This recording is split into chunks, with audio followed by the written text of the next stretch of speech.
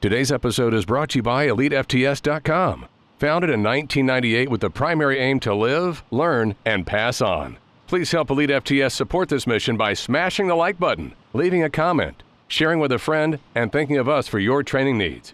If you can put it in a gym bag or load weights on it, Elite FTS has it. What's going on? I'm Dave Tate. We are broadcasting from the middle of the Elite FTS weight room, where the underground still thrives and you're part of the crew. It's time to sit down, keep it real, and cut the bullshit. Welcome to Table Talk.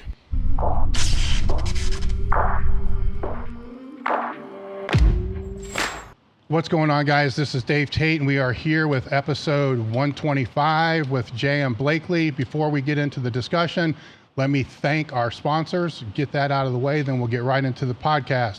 Sponsors today are MarekHealth.com. Marek Health is a premium telehealth platform specializing in hormone optimization and preventative medicine. As you guys know, if you've been following the podcast, they have two tracks. One of them is a self-service track where you just go to MarekHealth.com and order whatever labs that you want to have done. If you don't know what labs you need to have done, you can go to MarekHealth.com/Table Talk, and we have labs already set up for you. With a self-service track, you have two options. You can either just run the labs like most people typically do, and then take them to your doctor to be able to review, or you can run the labs and get a report, to which they will send a report with your labs to let you know what's in check, what's not in check, what's out, what's not out, and basic suggestions that you can be able to discuss with your doctor if so wish, or if you're just doing it on your own, it's that option as well.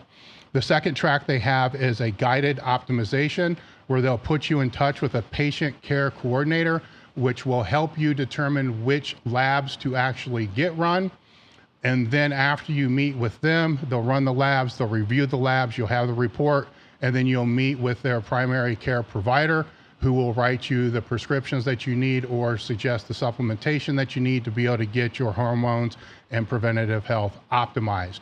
So guys, that is MarekHealth.com/Table Talk. The second sponsor of the day is elitefts.com. Obviously, what I want to point out is with each episode, we always have something else that we are promoting. The discount code Table Talk will get you 10% off your first order. Yesterday, we dropped another limited edition item, which is the Cock Strong Tea. We still have some of the GFH teas left as well. So now we have the GFH tea, the Cock Strong Tea, which is actually selling really fast, to be honest with you. I put it on my Instagram story last night, and they started selling last night, so they're moving pretty quick. And we're launching the Table Talk coffee, so we got 3 different blends that can be found through the link in the description as well. These products, the Table Talk coffee, the limited edition items, and now our ebooks, which I'm going to talk about here in a minute, now all go to support the Table Talk podcast. So all proceeds from these items go to support the podcast. This way, we don't have to rely 100% on sponsors, because the last thing I want to do is to have to rely on sponsors that are going to ask me to do shit I don't want to do, or have to promote shit that I don't want to promote. So this way, I'm actually banking on myself and betting on myself, as well as using the sponsors to be able to grow the show. So it's a balance between the two. Our European and overseas listeners have complained about shipping cost, and I understand all that stuff. So that's why we are now making all of our ebooks, training programs, and workouts support the podcast as well. Those are also in the description below.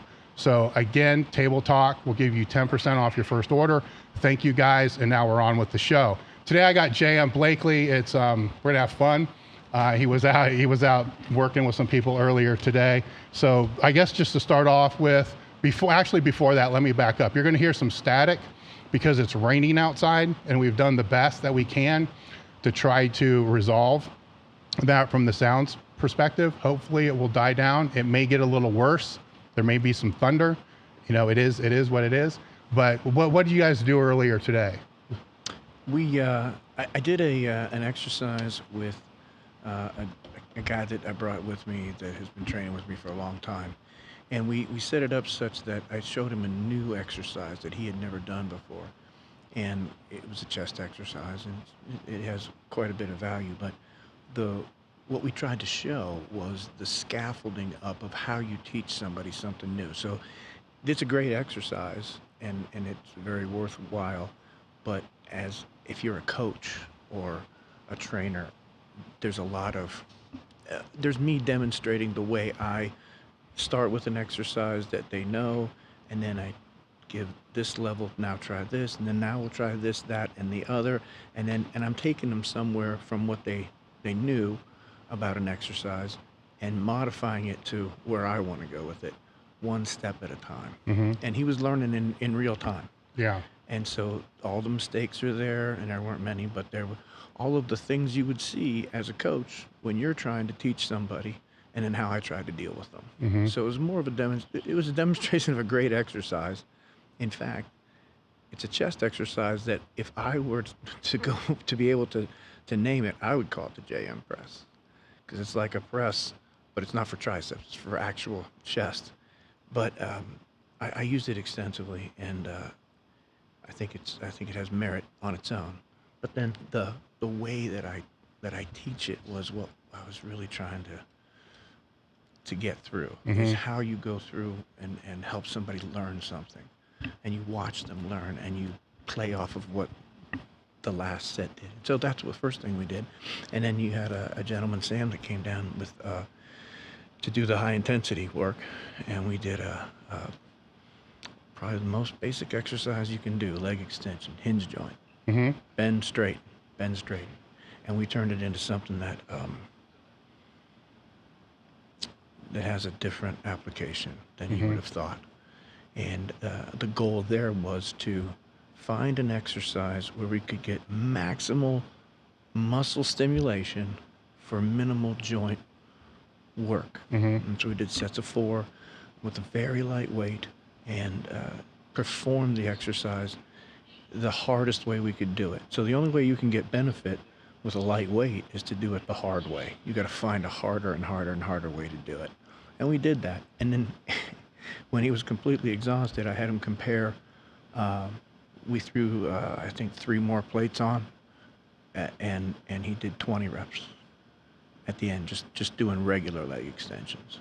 So comparing 4 reps with 2 plates and 20 reps with, I think, 5.5 plates, and no comparison.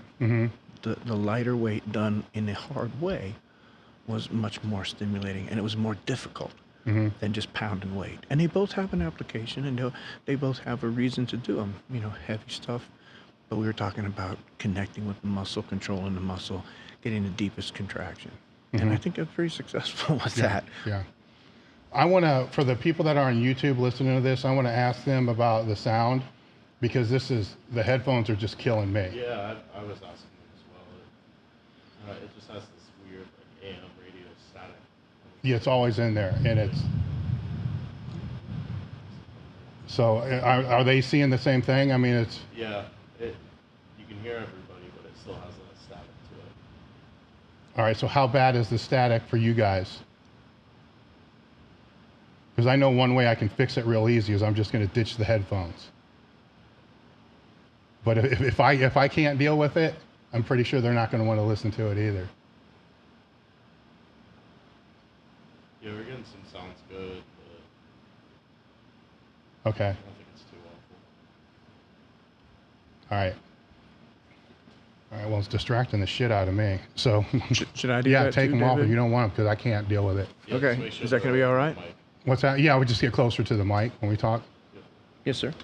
And then that works. That way it's not, I want to have a conversation. I don't yeah. want to have to deal with. How's this? You know? Everybody's saying it's not bad, bearable, Yeah. no static, no Okay. static. So we'll just make sure to be a little closer to the mic. If we need to get in, just say something to Am us. I okay here? You can probably pull it a little bit closer to you. No, pull the mic Oh, to you. yeah, Yeah, that's- there you go. Yeah. All right, cool. other Okay, way so, around, yeah. okay, after that distraction, slight distraction, I want to make sure they can hear it, and I want to make sure we're comfortable. I don't want to sit there and have you, I'm fine. if it's bothering me, it's got to be bothering you, right? So, it's not raining anymore either, so I don't know where it's coming from. Yeah. Anyhow, we'll fix that later, and we'll just kind of move through this.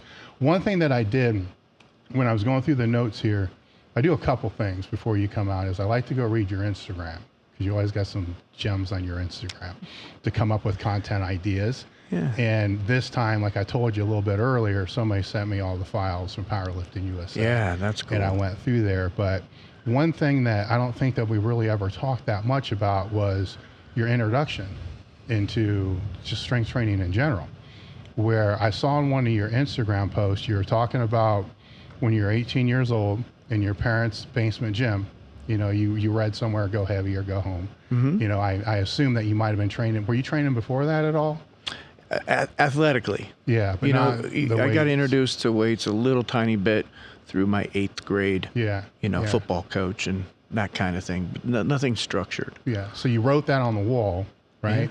And then you also wrote a phrase from Corinthians, right? 9:24. Yeah. They that run, they that run a race run all, right? So I get the go heavy, you know, or whatever, go heavy or go home. I mean, we all saw that when we were younger, you know, I kind of Yeah. get that. Mine said go big or get big or get out, I think I That was, wrote. yeah, there was a bunch Get big of or those, get out yeah, of little them, stupid you know, ones body. like that. It tried to- So I assume I still have that sign. Yeah, well, it's a little different. You changed it, you know, where now you still have that original. I sign? have it, yeah.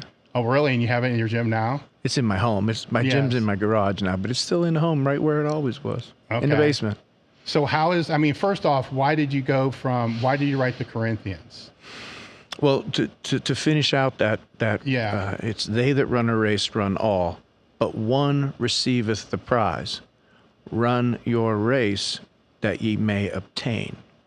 So it's about everybody is in the race. Everybody's trying, but only one person gets to win the race. So you should run with the intention to win.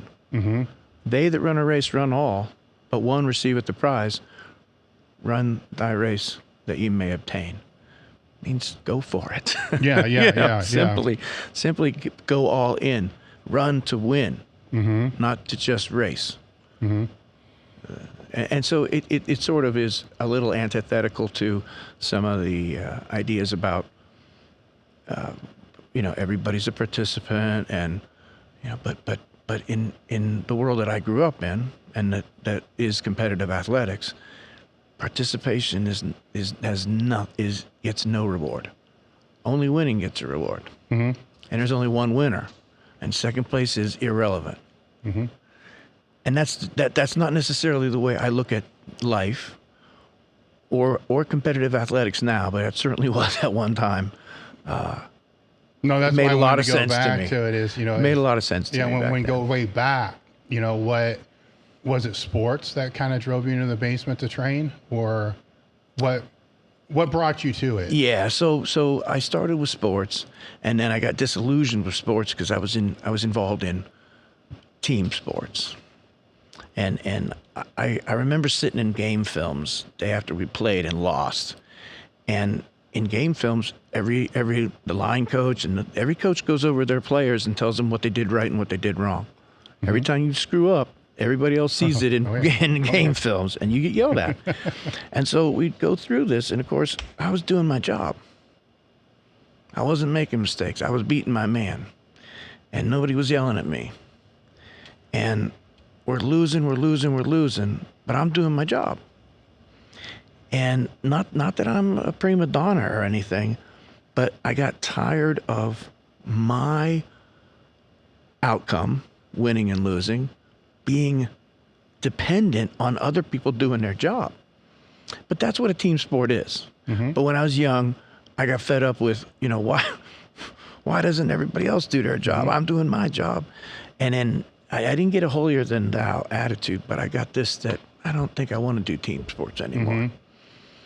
So that was when the introduction to weights happened. But I loved the weights, and I got hurt my freshman year of football in high school, and I had a knee surgery, and I went in to rehabilitate it, and I went to a local Nautilus place because they had a leg extension machine, and they taught me this protocol. You come in, and you do one set to failure. If you can do 12 reps or more, then the weight was too light, so you needed to add 5 pounds, or 2.5 pounds actually. And if you couldn't do 8, it was too heavy. So it had a structure to it that you want to fail 8, 9, 10, 11, or 12. If you get 13, you got to go up next workout. And if you can't get 8, you're not strong enough for that weight. Very structured. And so I was making plenty of progress, getting stronger, putting my 2.5 pounds on, getting 12.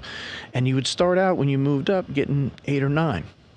And you'd get 10 or 11, and you'd get 12 or 13, and then you get to move up. So within this was a slow progression of adding repetitions.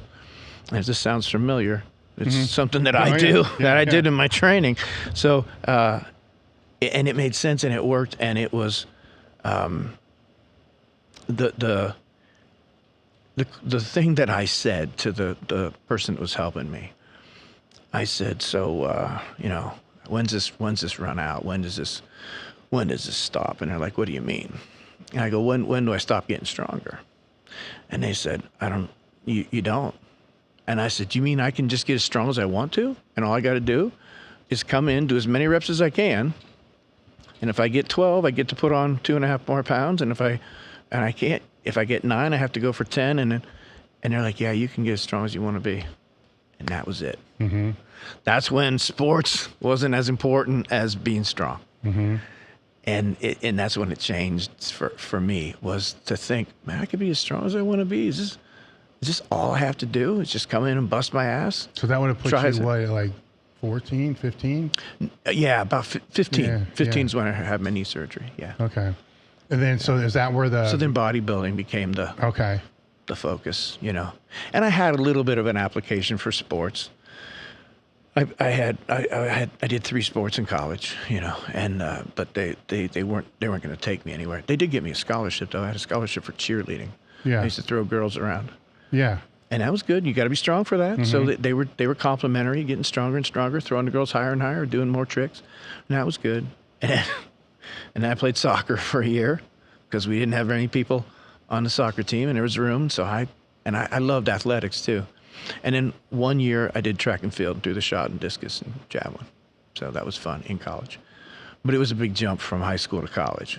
How'd you like the track and field compared to the other team sports? Because yes, it's a team sport, but it's not. Yeah, I liked it. I liked it a lot. The problem was I went to a place called Youngstown State University, and when I got there out of high school, there was no track team. Mm-hmm. And then right before I graduated as a senior, they had a track team. So I lost 3 years of development going from, throwing a 12-pound shot to a 16-pound shot. And that's hard.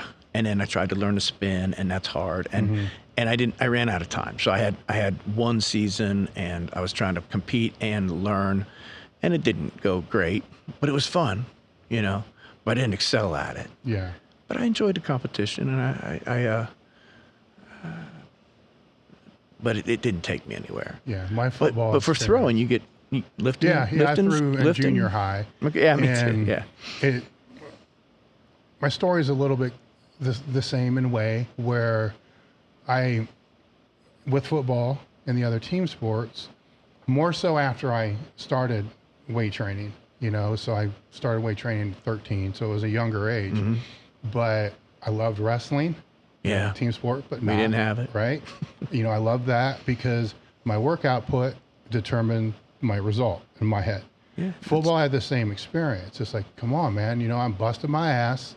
I'm putting everything I have into this, but half the people aren't. It drove me insane. Mm-hmm. Now I stuck with it the whole time because, my parents and the pressure to stick with it, not quit and all this other kind of stuff. But powerlifting was always there, since I was young. And that's where I love that individual aspect. Granted, team sports, as you said, are team sports. They are. But I often wonder if, a lot of the people that move their way through strength sports kind of all seem to have that thing that kind of targets them more to that individual sport background. Yeah. It's changed somewhat over the popularity of powerlifting in the past 10 years, where more team sport people are coming in that generally weren't there before. Like I said in Powerlifting USA one time, one of my first articles was, what is strength? just like, how do you define it? And that came about because I was at college doing a lecture for Louis, and we walked through the weight room, and I forget what the college was now, but it was a D1, smaller D1 school. And we walked through, and there's a record board hanging up on the wall. And all these other coaches are looking up there, and like, wow, look at that. 450 squat, 470 squat, right? And I'm sitting there, already been in the room. Like, that sucks. Like, lineman squatting 450, that sucks. So, and I realized our perceptions of strength, perspective, are radically different here. And so when I wrote that article, I made this loose observation, because I didn't research anything, that powerlifters at the time were nothing but a bunch of people that couldn't cut it in bigger sports, misfits, or people that retired from big time sports. Gary Frank was still, he was, he came out of NFL to come back. So they're like retired people that never made it, and so a bunch of misfits. But it fit, for whatever fairly reason that is, Dave, kind of their place or whatever it's going to be. And so I find it interesting that when I talk to others in, what do I want to say, my age group, demographic, you find that more and more, that's kind of where it is. It's just, and it's a weird thing, which we'll talk about a little bit, because one of these questions is about work ethic and stuff like that. Is it, is the work ethic that was there that you're just frustrated because you're not seeing it out of other people on the team sport? Now keep in mind what age we were at the time. Yeah. I think that when you were saying that, I thought about all the great guitarists that were misfits, and they just went to their basement and played guitar. And then later on, they're headlining a rock and roll outfit. And in high school, they didn't have girls, they didn't have sports, they weren't popular, they had their guitar. And they took that and became excellent with it. Yeah. And that's sort of accurate about some of the powerlifting, can't really cut it in the athletic sports, but I can just go and pound on my own. I think bodybuilders are like that too, a lot too. And so I think there's a lot of truth to what you say. But I think, so I want to add to what you said in if we're going to look at it and try to parse it out, that what people like you and I had when we looked at other people not doing their job and we're doing our job and we're into team sport, and gravitating out of a team sport into a more individual competitive atmosphere, was the autonomy. What I do gets my result, not what anybody else does. Now, I talk a lot about all the people that help you. Yes. And so I try to talk about a team or a village to make a great powerlifter, but the truth is you're up there alone, and you're under the weight alone.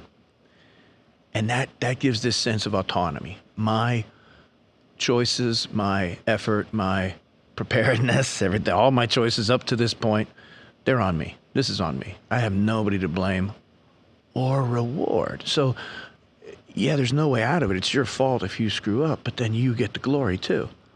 And I think that probably is more of a draw to get people away than being disappointed with other people's lack of commitment. It's hard to watch that when, and it's especially hard as a coach to watch that when not all your players have sold out to your program. Yeah.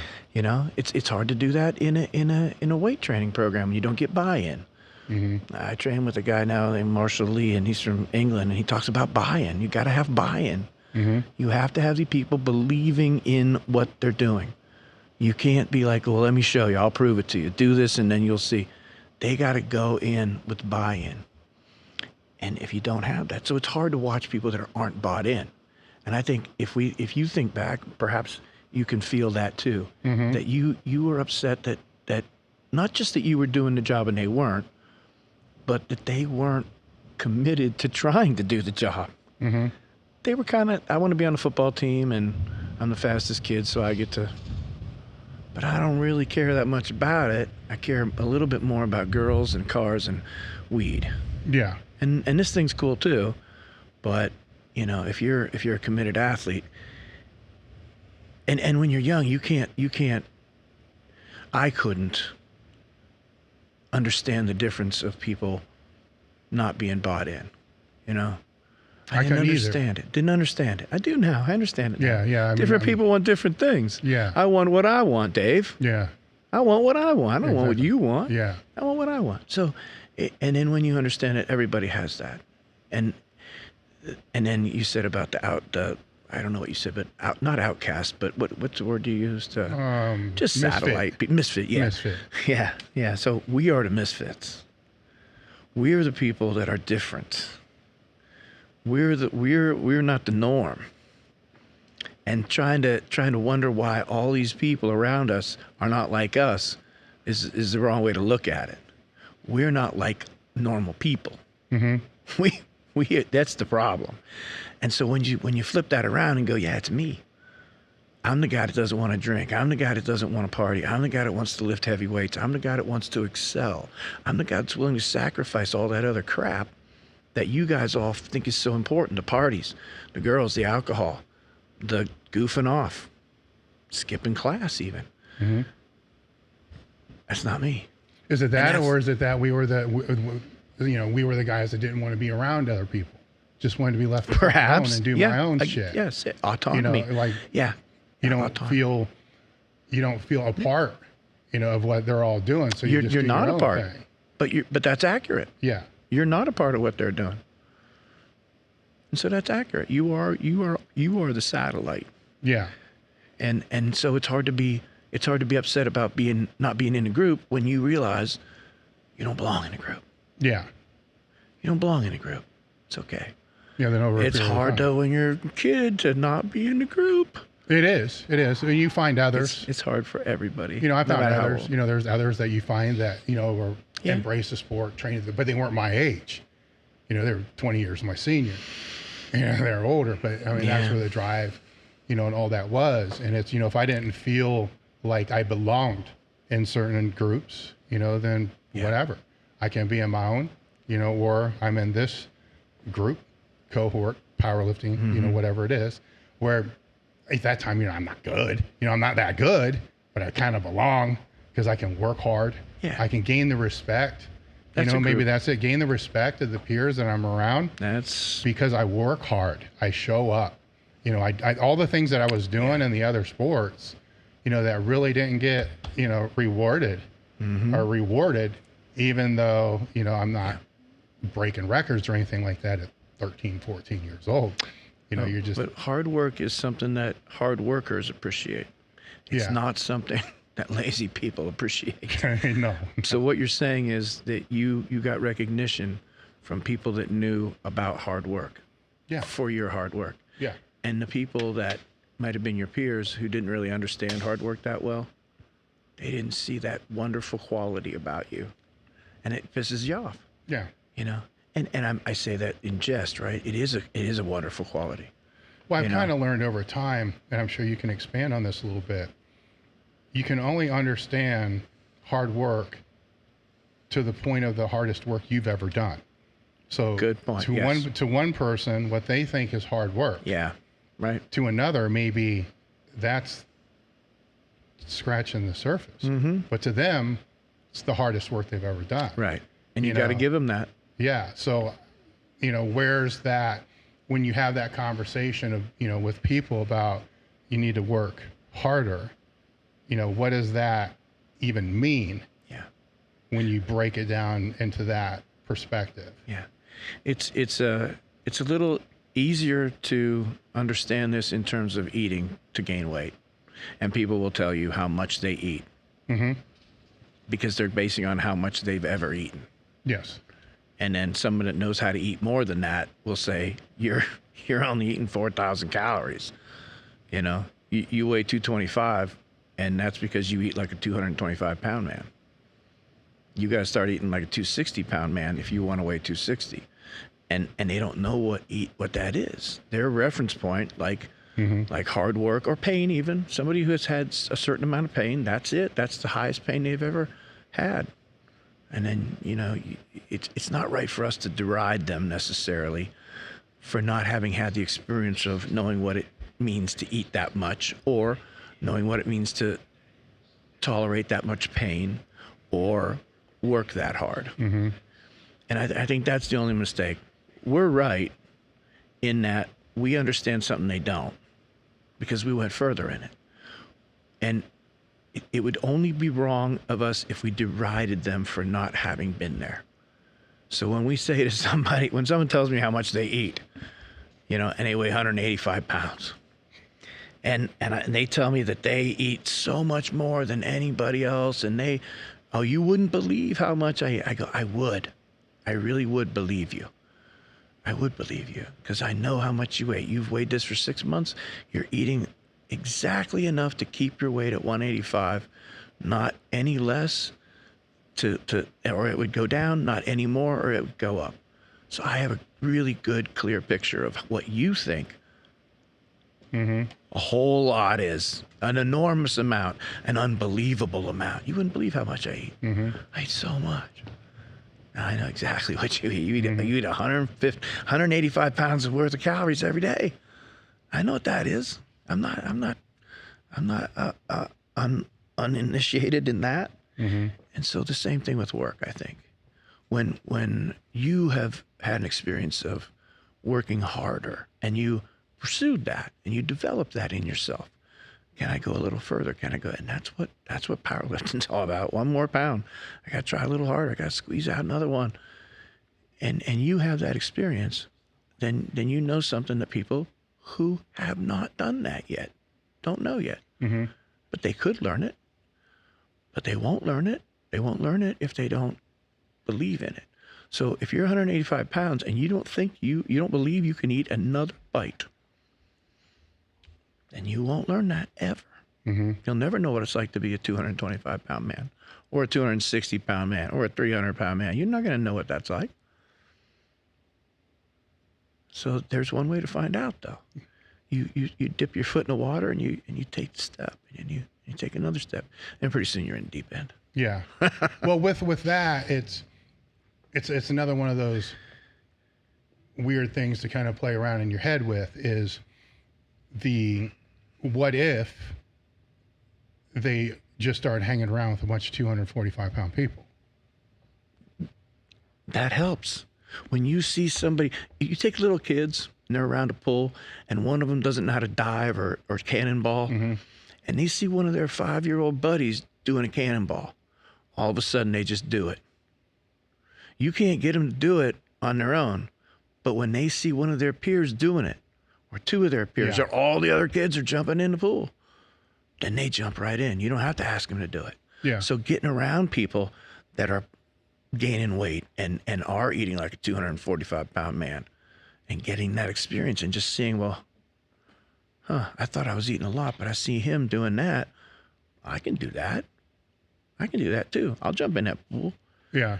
See, I think about Exposure. that in the context of, powerlifting and strength sports because, the compete, you should always strive to be better than your best. I mean, that's kind of the advice that we always put out there. The only person you really need to beat is yourself. True. Okay. And that's true until you go compete against people that kick your ass.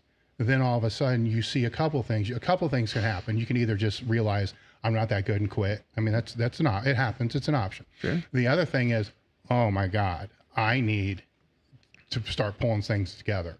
I need to get better than this. Yeah. The other one is they can do it. If they can do it, why can't I do it?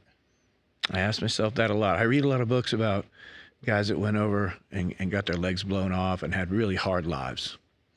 And my buddy's like, well, man, why you know why you're so depressed? It's because you read all these depressing books about war. And I go, no, you don't understand. When I read this guy, his plight, his life, and he comes back and he doesn't have legs and he still finds a way, I think to myself, well, my life isn't that hard. And this guy found a way to do it. Is this guy better than me? Is that what it is? Is this guy a better human being than me? Is he tougher than me? Is he smarter than me? Does he want to work? I don't think so. And I don't have it as bad as him. So I better buck up. Yeah. And so I get a lot of motivation out of reading about other people's lives that are really bad. And they somehow cope. They don't always succeed wildly, but they cope, they handle it. And thank God they write these books. Because I can think about my life and go, nothing that bad ever happened to me. About 4 years ago, I read a book about a guy who was I think he was like the 4th or 5th guy, maybe 6th, to survive a quadruple amputation. No arms, no legs. Mm-hmm. And he came back and he lived. And he does all kinds of things. Mm-hmm. They built little prosthetics for him that he can do stuff. And he takes care of himself. And he goes and talks about what it's like to overcome getting your legs and arms torn off you. Mm-hmm. Right? And I look at that guy and I think, man, that dude, he might have something I don't, but I want what he has then. Mm-hmm. You know? And so it motivates me to use that as, if I don't have everything that he has, how much of it do I have? Right? Maybe that guy's special. Yeah. He's one of the guys that I might not be able to say, is he any better than me? He's not better than me. He might be. But even if he is, he's showing me something that under, the demonstration, the person that's 245, watch them eat, watch that guy work out, and I read those books and I get very, I see things clearly about myself. I see that my life isn't as hard as I'm making it out to be, maybe. Mm-hmm. There's people that have it worse than me. And you can always say that. Mm-hmm. So I don't mean to belittle that phrase, but when you look at somebody who's like you, similar to you, and they're doing well under a heavier burden, it kind of compels you to want to do well under your burden, regardless of how heavy it is. Yes, but I think that's the same thing. But what I wonder is if you don't look outside, yourself, because if somebody's only wrapped up into becoming better than themselves, then how limited are they actually? What limits are they putting on themselves because of that? Yeah. That's an interesting point, dude. Let's think that through a little bit together, because in the end, we have to ask ourselves, what do we want out of this? And if it's to lift more weight than the other guy, then we have to look at the other guy. Mm-hmm. If it were different, though, if it were, I'm doing this and I'm going to use this marker, lifting more weight, and it's going to tell me this, not how strong I am, it's going to tell me how much I've changed as a person. So if I can bench 400 pounds, I have to change myself into the kind of person that can bench 500 pounds if I want to bench 500 pounds. And if that's the goal, change, growth, development, mm-hmm. then I don't have to look at anybody else. But what I do have to do is I have to change from being a man that could only lift 400 to a man that can lift 500. And I'm going to have to teach myself some things about discipline and about eating and about hard work and about being resolute and consistent and, just all those lessons that you need to become the kind of person that will eventually lift 500 pounds. But where are they going to learn those lessons from? There's lots of places, right? The people that have already benched 500 pounds. So they're competitors. Maybe. Because they've been down that road. That's one good place. Yeah. That's absolutely one good place to learn it. Yeah. Yeah. And I always say this too, Dave. I agree with you that the path that I want to go is not a trailblaze. Yeah. There's been lots of people that have laid a trail. I can follow, do what they did. Yeah. Yeah, and that's true. But I took it that you were talking about the comparison. I am talking about the comparison. And so there's if we change what our end rubric is, mm-hmm. do I want to break records and be in that, or do I want to be a different person? Yes. And they're not mutually exclusive. You could do both. Yes. But one, you have to look outside and see where you stand in the world. And that's pretty Don't you still primal. have to do that though for discipline? Like, how do you know what more discipline is unless you've seen more discipline? Because again, you're going to go back to that person's Dave. Level of discipline based upon what they think is. I might not have to. If I know where I am, I can know what's right in front of me. Yes. That I haven't seen yet. It's just right there. All I got to do is step into it. Mm-hmm. So I don't need someone to tell me what's way down the road necessarily. Mm-hmm. So I think yes and no. Yes, if I want to look farther down, yeah, I got to get some information. But if I just want to compare myself to myself and take one more step down this road, I don't need anybody's help. I don't need any comparisons. I don't need any competitions. I just got to take that next step, no matter how dangerous or high or long it is. So I think it's possible. And this isn't a choice between the two. We can use a little bit of both when it's appropriate. I can use other people to motivate me and pull me and show me what's possible, and then I can focus on the next thing that I have to do. I say this a lot. I say, do today's work today. Do the next thing. Mm-hmm. Well, one of the where I'm leading with is one of the questions here was about. It was about this. It's like modify so much of the shiny thing. How do you keep people not really disciplined, but focused? So it's a coach working with, athletes, right? And they always want to go for the next shiny thing. And they think they're disciplined, but they're not disciplined. They're not staying the course because it's like, oh, I want to go do this program over here. And then the buy-in, like we talked about, the buy-in's not there. And a lot of it's because of the lack of discipline, to be able to stay there. So as a coach or somebody that's mentoring that person, how do you get them? Because I think what we're talking about now is that person is looking way down the road instead of just that next tiny step. Yeah, you can look too far. Yeah. Right? So how do you get them to focus just on that next? I take when you said that to me, I take it to mean that they get distracted by the shiny thing. Like look over here, and they're not staying the course. Mm-hmm. And that's a discipline of attention. A very good question in anything that you want to do is, what's the noise and what's the signal? What's the important part and what's the background? What should I be focused on here?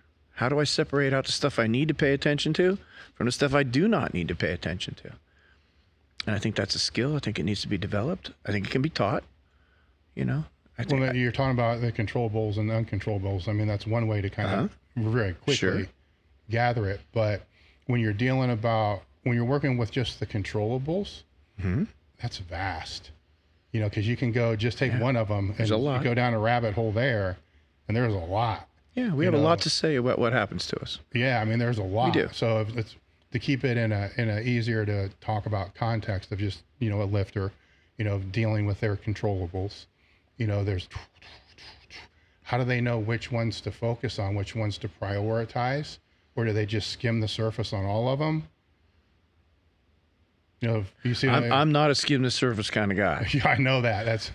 I like to define I like to make an effort. Because they'll be overwhelmed when they not. Can be, right? Yeah. Too much to do. I like to simplify things. I like to look at things that signal to noise. What is important here and what doesn't need? And then what you do is you prioritize, like you said, the important things first, and then if there's time, I can get into the weeds and do a little bit of this and a little bit of that. Yeah. If there's time and energy. But this is what comes first. This is what comes second. This is what comes third, and then primary, secondary, tertiary. It just keeps going until you're like, I'm out of attention. I don't have any attention for that, and you let it go. On that hierarchy for the lifter, would you say recovery's first? I mean, granted, we can swap anything to first. I mean, I'm thinking hard, like mental and recovery are really, like mental could be first. Well, I think that the training and the recovery are absolutely equal. Yes. Because if you out-train your recovery, you're not going to grow. And if you under-recover for your training, you're not going to grow. So they have to be balanced. Whatever you can train anything if you can recover from it. So if you build yourself to a point and you control your recovery enough, then you can do all kinds of stuff. But if you don't, you have to stop your training with what you can, because then all that training above what you can recover from is lost and in fact becomes counterproductive. So I think those two are kind of linked together. And I think we should, this guy, Marshall Lee, he talks about, or no, I don't know if Marshall taught me this or another guy that I trained. It doesn't matter. I heard this from another person, and I'm passing it on. They said that oh yeah, it was a guy I trained from Houston, and he said, I'm seeing now, JM, that it might have been Marshall. I don't know. Mm-hmm. I'm seeing now that the program doesn't end with the sets and reps in the gym. The program is the sets and reps in the gym, the exercises, the technique, and then the recovery, and the sleep, and the food, and I have a new pillar of recovery that I think I've discovered that is kind of important. That's renewal. What do you do to renew yourself? So it's important to stress relieve and get rid of stress. Do something that takes stress away. But it is also important to do something that adds to you. Value. Renews you. Yes. Fulfills you. It could be anything. It could be a walk with your wife. It could be a meal. It could be a book. It could be, what do you do for fun that rejuvenates your spirit, not your body? Mm-hmm. Right? And so he talks about connecting the program with all of it. And if you're just doing the workout, or just the workout and the food, or just the workout, the food, and the sleep, you're not doing the program. You're only doing the program if you do the program from start to finish. You wouldn't go into the gym and skip 4 sets at the end of the program in the gym. You would be just like, I'm not doing those. That's part of the program. Mm-hmm. You could see that, right? He's saying we have to keep looking at recovery and all the rest of the program. And if we don't do it, it's just like walking out on some sets. You're not doing the program unless you do all the program. And so I think that's pretty wise. I like that. I like the way he says that. And I like the way he discovered this himself just from me talking about recovery so much with him. And he's like, I think I see what, the connection of the program, it's continuous. Yeah. You can't stop it at any point and expect to get the results from the program. You'll get some, maybe, but wherever you truncate it at, that's what you don't get. If you don't do something to stress reduce or mental training or rejuvenation, something that fills you back up and recharges your batteries, gives back to you. Well, that'll just be a constant state of, disintegration. And so I like this idea of the full program, the full buy-in. Yes. Showing up for the whole thing. Well, I think it's key right there, showing up for the whole thing, because people are notorious for showing up for the things they like. Absolutely. I like that. I'll do it. They don't want to show up for the things that they don't like, even though those are the things that they probably need to do. Did you do your calves? Yeah. No, I skipped them. Yeah. Well, calves, it's not just that. It's the caloric intake, the water intake, all these other variables that play into that. Or, outside of the gym, the conversation that you need to have that you just won't have. Yeah. Things that the conversation you won't have. That you won't have, right? Yeah. So then stress goes up and you can't recover because of then there's that whole, spiraling down. It's more than just sets, right? Like you said, it's more than the sets, reps, and all those other things. Going back to your training history, how long was it through until, from a timeline perspective, your time at OSU, was that before you broke your back as assistant strength after. coach? So after. That was during. That was during, actually. Okay. Yeah, that was when I was in my master's program. No, I was in the Ph.D. program then. That was after the master's. So what was the recovery like from your back? Yeah. Incomplete. Yes. Well, I did read in that one article that you were allowed 1 hour up a day. That was the state of sports medicine then. Back then, yes. Yeah. They wouldn't dare do that now. Yeah. They get you moving immediately. It was incomplete, and a lot of times doctors don't have a full understanding of what we want to do as athletes. They don't really understand why you'd want to bench more than 500 or Yeah, squat but more than 6 wasn't the times. back injury before your passion for the bench really took off? Absolutely. Okay. But what I'm saying about people that help athletes get back, Yeah. they don't really share the same vision of what we want to get back to. That's what I'm saying. Mm-hmm. The doctors are like, well, if you can walk and you can be generally active, we're fine. You shouldn't want so much. Mm-hmm. You know, stop lifting. How many people that are listening to this now had an injury and our doctor said, you got to quit lifting, shoulder, knee, back, whatever. Got to quit lifting. You can't do that anymore. Now it's over. And so I got that, of course, too. Mm-hmm. You know, you're done. You know, dump that. Mm-hmm.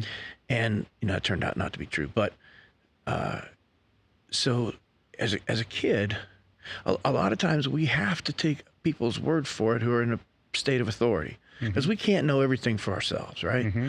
That's the best way to know something, is to know it for yourself. But you know, when you're a kid, you don't know much, and you have to listen to people who seem to know much. And so these people are telling me, I got to stop this, and I can't do this, and you can't do that. And so I sold out to a incomplete recovery. I'm never going to get this back, and I'm this and that.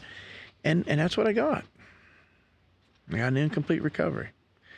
And the upshot of that, if there is one that is, you know, people like to look for the silver lining. Mm-hmm. And so do I. I mean, but there's not always a silver lining. Sometimes there's no silver lining.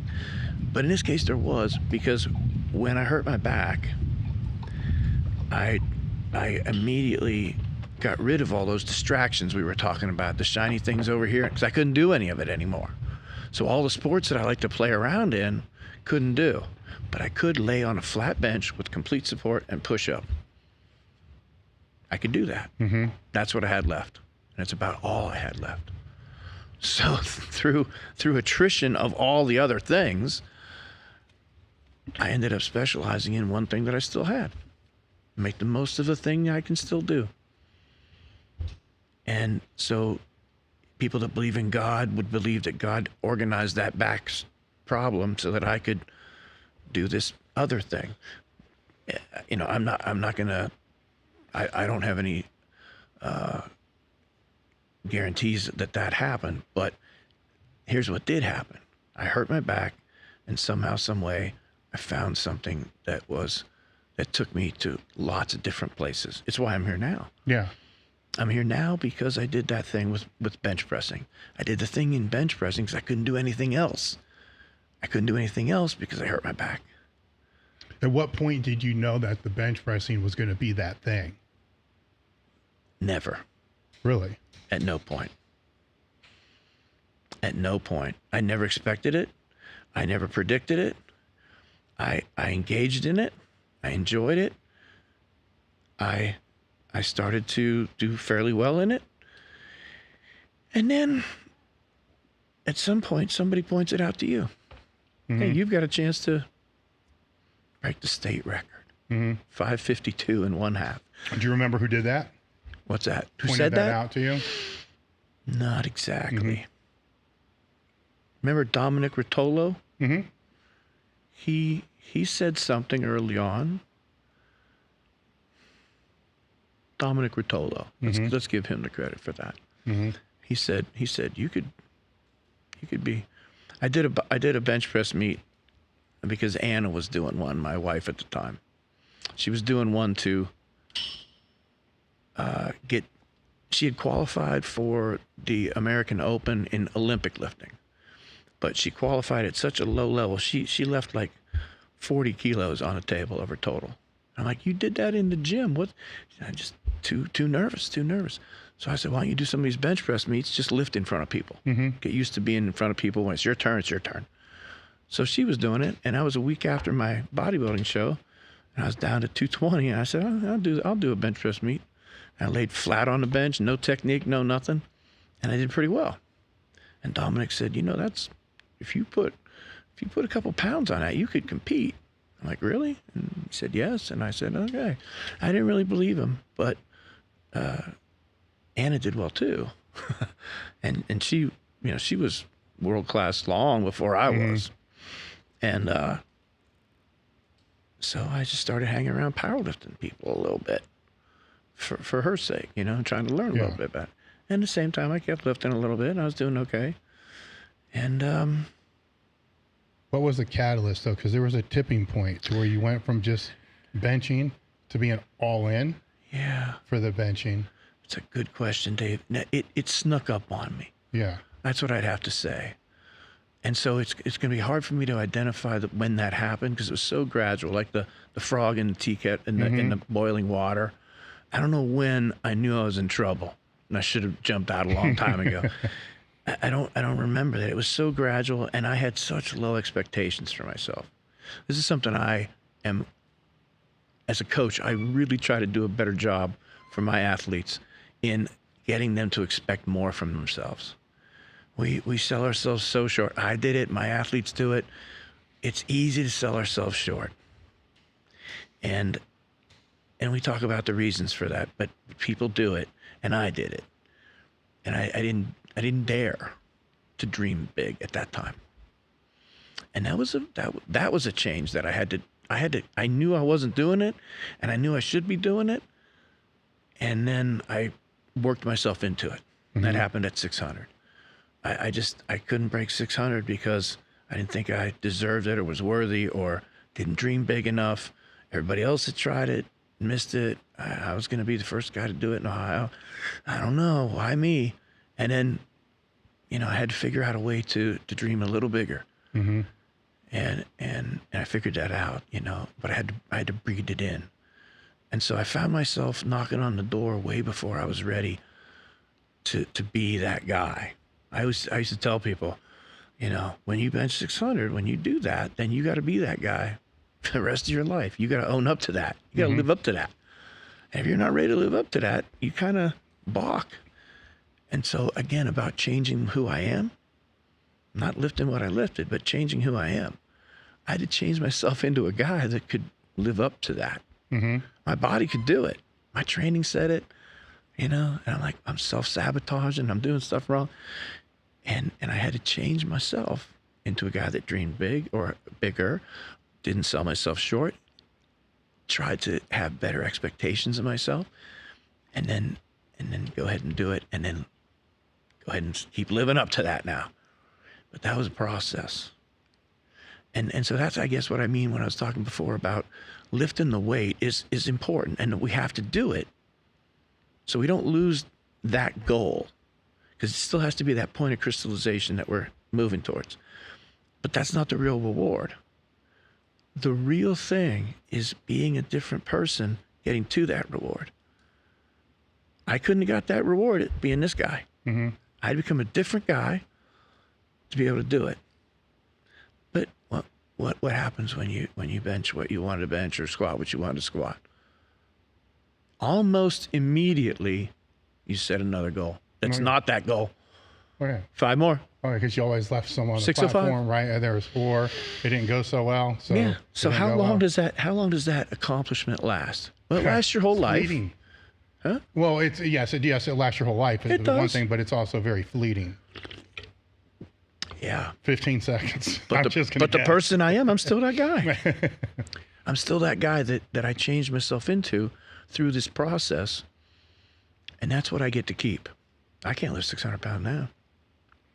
But I'm still the guy that I had to become to be able to be a guy that could lift 600 pounds. Yes. And that's the real reward. And to do that, getting back to, do we need to look at others? Yeah, I had to look at the 600 because that was important to me to be the first guy in Ohio to do it, you know. And I hadn't been to West Side yet, and I had this misguided idea that I should do it on my own. Mm-hmm. No, don't get any help. And I wanted to do that before I went out there. Mm-hmm. And that's misguided. But you have to look at that. You have to have that point outside yourself. You have to have the vision, and you have to look at others to get that vision. Mm-hmm. But to go from where you are to that place, I don't have to look at anybody but me. Here's where I am. What's the next thing I have to do? Now I'm here. What's the next thing I have to do? And we still have to have that overarching vision. Mm-hmm. I always quote this: where there is no vision, the people perish. Yes. So, I like that quote. But it. So when we were talking about how we could have both, we could look outside. Yes. And we could only look at ourselves and compete against ourselves. So I can compete against everybody else in the world, and I can compete against myself, and they're not mutually exclusive. I don't have to choose one or the other all the time. Yes. At some point, you find yourself knocking on some sort of thing. Well, I think that, looking at others too, as I wrote down some names here that were in the interview that I looked through, and it's going to be interesting to see if you remember what because you were looking to others and you gave example of what you've learned from each one of these others.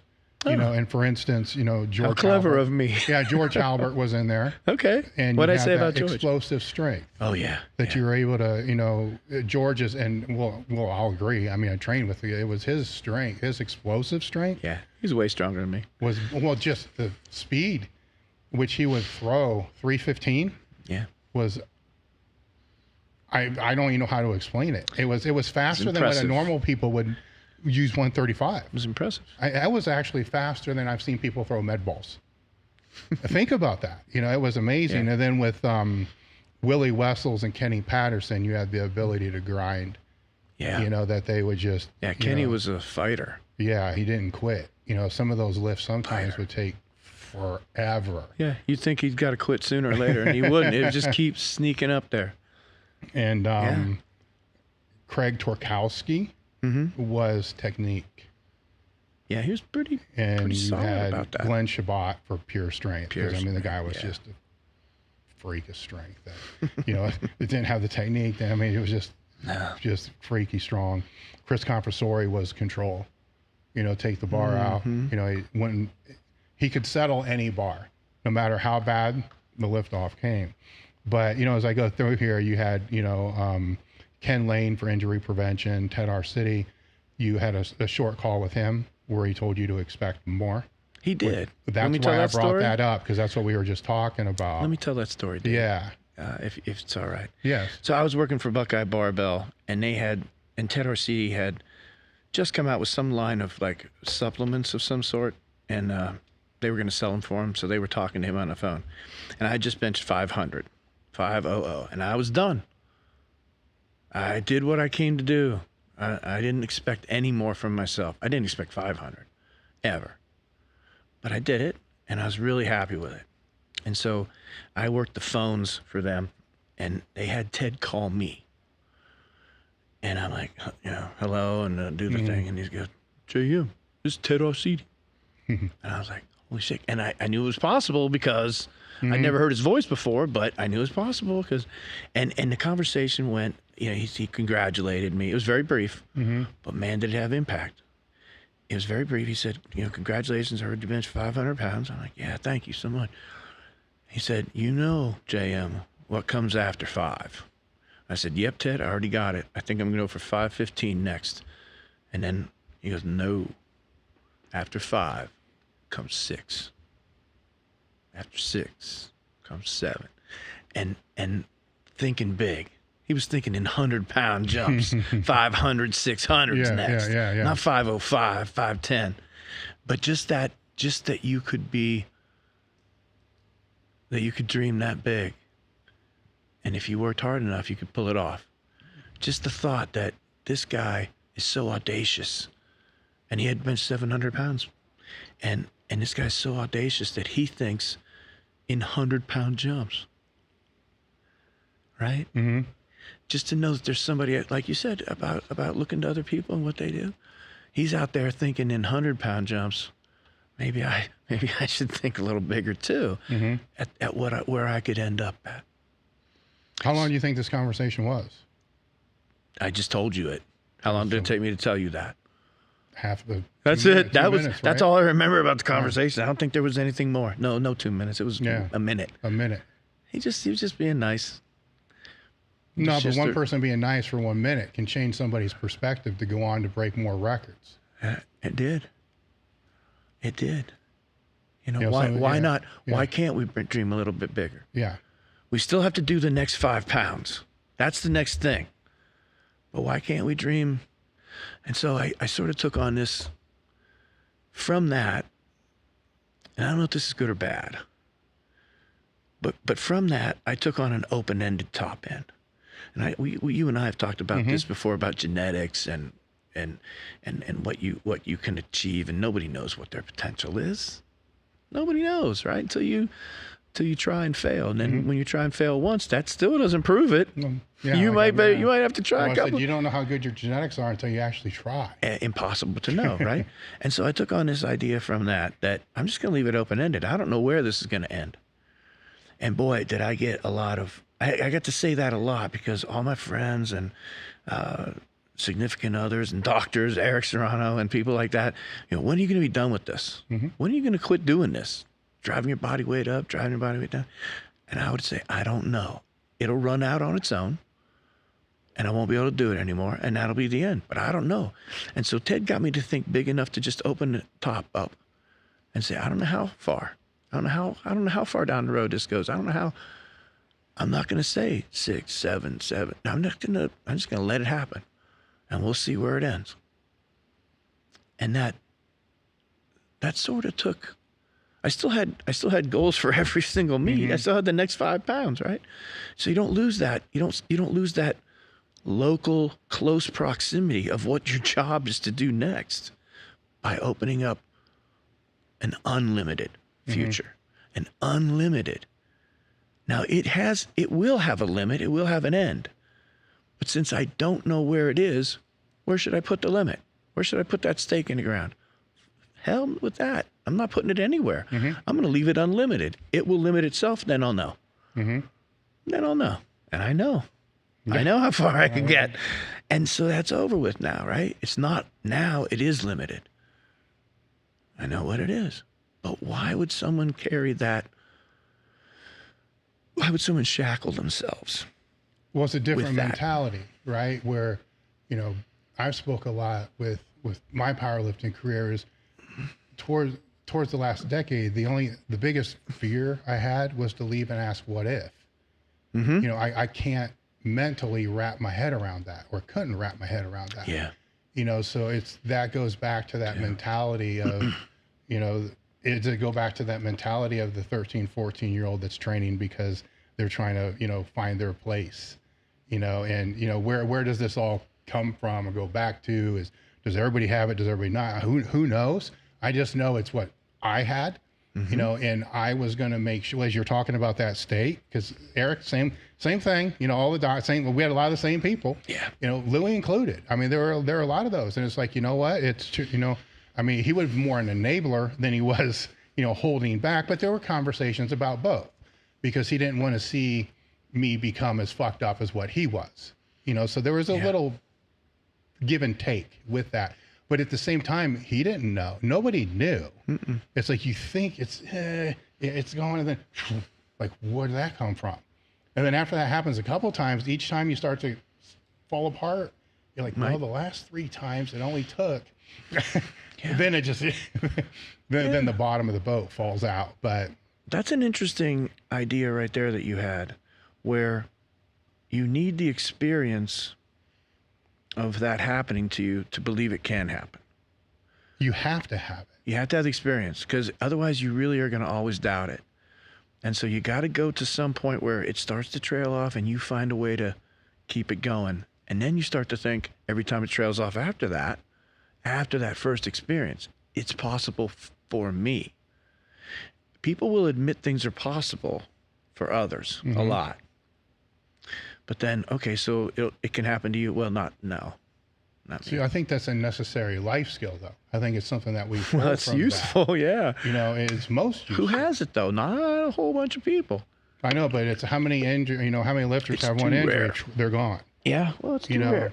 And so they lose that opportunity, to be able to learn that. Now, maybe they're going to learn it someplace else. Yeah, perhaps. maybe they will. There's maybe lots of they places other than the gym to learn stuff. Yes, but Just because you and I learned everything we know, in the gym, that's okay. I learned a lot about life in the gym, right? But they could learn it somewhere else. You're right. But I don't think that's, there's a school of thought out there that tries to portray that as bad. You know, like I'm going to loosely use the word therapy, even though I'm not a therapist in any way. You know, but they'll say, you know, the gym training, that's not therapy. And then my pushback is, oh, but clay is, you know, and dogs are, and all these other things that you say, or me speaking to a stranger I don't know that doesn't know shit about me, that is. But the weights that I've had a relationship with since I was 13 and has been a part of my life, and I'm 56, that's not. Like, who the fuck are you? You see what I'm saying? It's like, it's a weird thing, but it's also, it's fire, right? It's fire, and it's two sides. You know, it's the devil and God. It's maybe there's you know what I'm saying? It's blast and dust. It can be self-destructive and very, you know, empowering. You got two ends of the candle. You just need to know. That's a very Eastern way of looking at things, Dave. You know, there's just opposites, and we move back and forth between the you know, dark and the light, the high and the low, the big and the small. Yeah, everything is a continuum of opposites, you know, and we find our place, or we find a good swing for us. Some people swing all the way, and that's their life, and it's how exciting is that? But pretty exciting. And some people just vibrate in the middle, or they vibrate at some point along that swing. And we all find our own range of swing on every continuum. Politics, diet, exercise, commitment, you know, everything. There's committed, uncommitted. Where are you? I like the swing analogy. Yeah. You know, because you swing so high, you flip yourself off. You know, you can fly off each side, but it's a hell of a ride the bigger the swing, right? And the thing about it could be very exciting. I mean, do you want to go?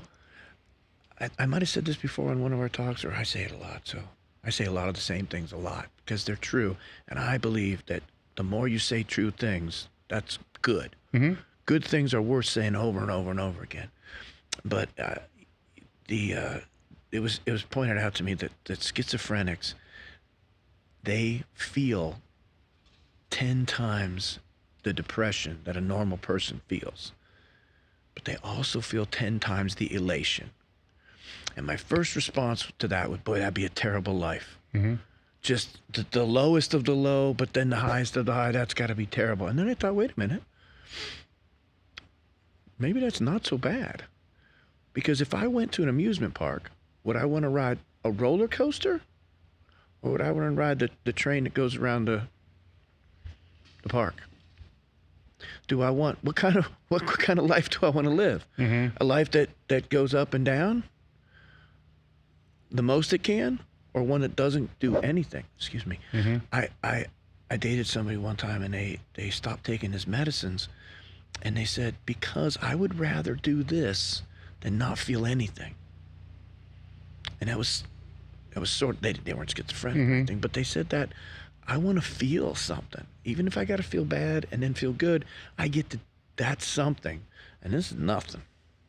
I'm like, okay, fair enough. I would probably want to, but if they were the only two rides, the crazy roller coaster or straight ahead, which would you choose? You don't have to answer that because there's lots of other rides. No, I get that. On the continuum, right? Yeah. But I don't think it's so bad to want a little bit more action in your swing, and to look for that, and to find, you know, that place on the wherever it might be.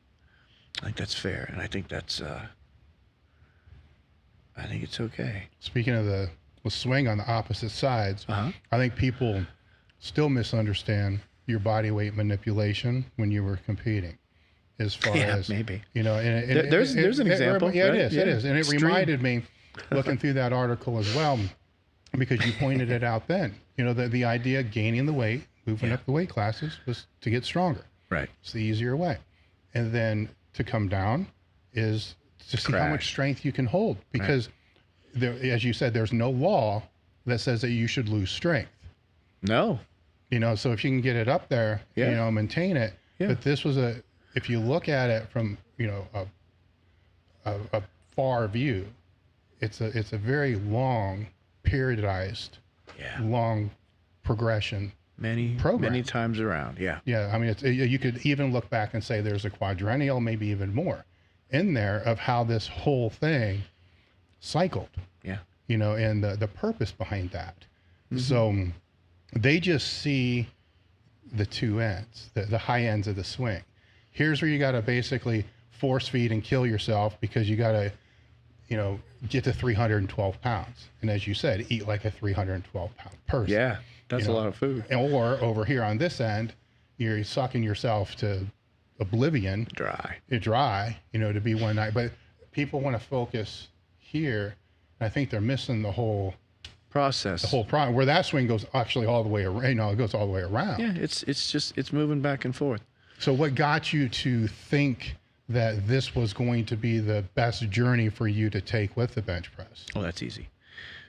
It's so a lot of my decisions and a lot of my beliefs about life are based in biology. So I got science and biology and how the body works and physiology. And here's the thing that happens when you put down muscle.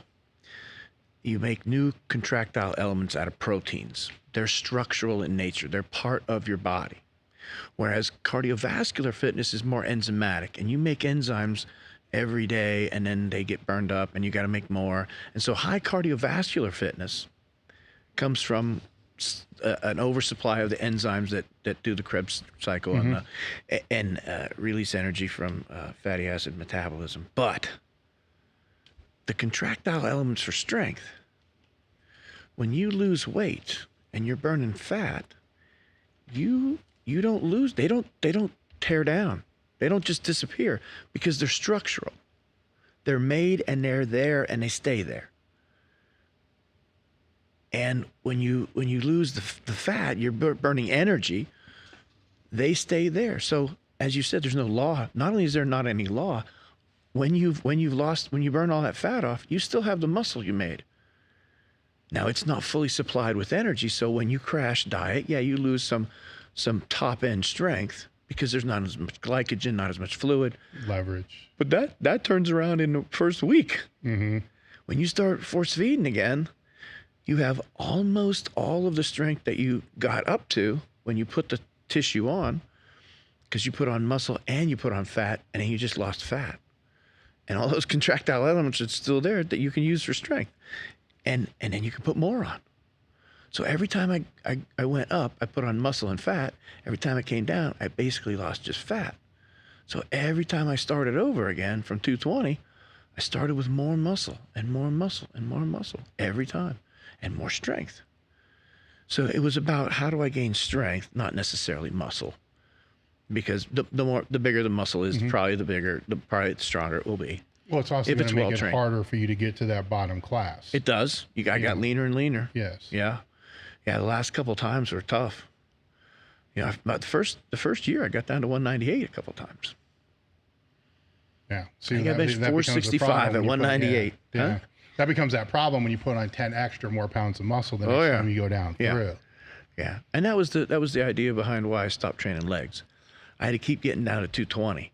I'm like, why am I training my legs so hard? I don't really use those to bench, so I don't really need them to be so strong. Why am I training them? And that's when I tried to do some overtraining with them to kind of burn them down on the bike and cardio, and that was fairly successful. I got rid of some, but it was harder every time to come down. That's for sure. But it was easier to get up. And every time I came up, I superseded the strength level I was at each weight class, each 10 pounds. I was stronger than I was last time I was here. And so by doing that, and so it has a physiological basis in biology. When you don't tear down the structure of your body, it's still there for using when you feed it and hydrate it back. And re-establish that high level of skill. But that's not hard. Week, 2 weeks, you're right back. And people call it like muscle memory or I know they have names for it, but everybody knows. I call it re-achieving where you've been. But everybody knows it's not hard to come back from and do something you've already done. It's hard to go into a new place and do something you've never done, and that's hard. But it's easy to get back to where you were after, a diet. Very easy. So that was the general principle of it. But that's bodybuilding too. Those 60s bodybuilders out at Venice Beach, they bulk and cut. And they did it seasonally, usually, but they did the same thing. Bulk up, cut up, bulk up, cut up. Every time. Growing. So with that, I mean, because these are, I mean, you were in Westside when you were kind of doing a lot of this stuff. They were long. I mean, we're talking a year period of time for the people that don't understand the duration of what we're talking. Now, some of the drops are faster than that. So, I did some them as were fast pretty as possible. freaking radical. Yeah, did them as fast as possible. Yes. But usually, certainly one a year, sometimes twice a year. That's what I'm saying, that full turnaround, getting back, down and up, because the drop was fast. Like you would get up. Right, because I want to get strong And again. then, yes, it dropped down fast, then it came back up. Yeah. Where there's, even with that 6-month period of time, it's was there a big part of you that, as you just said, you wanted to get back up? Because that's the funnest I wanted to get one, strong, yeah. the strong one. There's suffering when you're dieting. Yeah, and well, there's patience too. Because you got 6 months here. I was fairly impatient. Yeah, well, you have to be though. So how did you work with that? Because you want to get down, because I'm saying the patience, let's say you're at the top 308 and it's a 605, just whatever it was. You really want that 620, whatever it's going to be. But you're going to have to go all the way down And come back. all the way up. And that could be 6 months, whatever it's going to be. Meanwhile, you really want that 620. Right. So where's that patience come from? I think I was able to placate the impatience a little bit, because as I went back up each weight class, I was setting records, personal records for where I was. So I didn't have to wait to get all the way up to get a record. So I had a record at 308, 275, 242, 220. And then each time I got to a new class, I was able to try for a record for me in that class. And sometimes a world record or a state record, sometimes the record, but certainly my record. And every time I came back up, I never skipped back up classes without having something to show for it. So that it's not like I had to wait all the way till I got back to the top to do something with it. I was doing something all the way, every step of the way. So it wasn't as long. I didn't need as much patience maybe as it might seem. So I didn't have to wait till I get all the way here and then go for the big 620, right? I was getting something. I was getting a little bit of reward each step of the way. With the world records today, because you kind of talked about that a little bit just here, is the sport's changed. I mean, actually, the more things change, the more they stay the same. I'll be the first to admit that, because a lot of the things I see people having issues with the sport today, I'm like, oh yeah, so did we. It's the same. It's the same thing. Where now, instead of Powerlifting USA and the top 100, there's open powerlifting. It's just an open database where the numbers just get thrown in there. If it's an all-time world record, it can be set in your garage. It can be set anywhere. It doesn't have to be set at a national meet or a world meet. So this is creating questions with, now if it's a world record, or a national record, yes, that needs to be set in that nationals or world of whatever federation. Okay. But all time, doesn't matter. Now, that's diluted. Then it gets thrown into the basically the open powerlifting or the top 100. This is creating a little bit of a mental dilemma for those that are training for all-time world records, who would say that they're legit, their lifts are more legit than the ones being passed elsewhere. So they're in this weird place now to where they're asking themselves, am I doing this really for myself?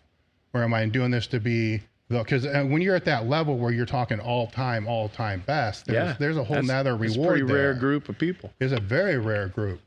One people.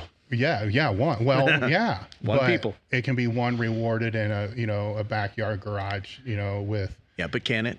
Yeah, whatever it's going to be. So I would ask a person that does that if they lived up to their own standard. Did they live up to their own expectations? And if they did, then I'll have to accept it, because that's fair. If you do what you wanted to do, but when that happens, I don't think you get the same kind of, I don't want to say right, justification to talk to others about it. You can compare yourself to you. Yeah, I did what I wanted to do, and it was an all-time record in my backyard. Nobody even saw it, but I did it.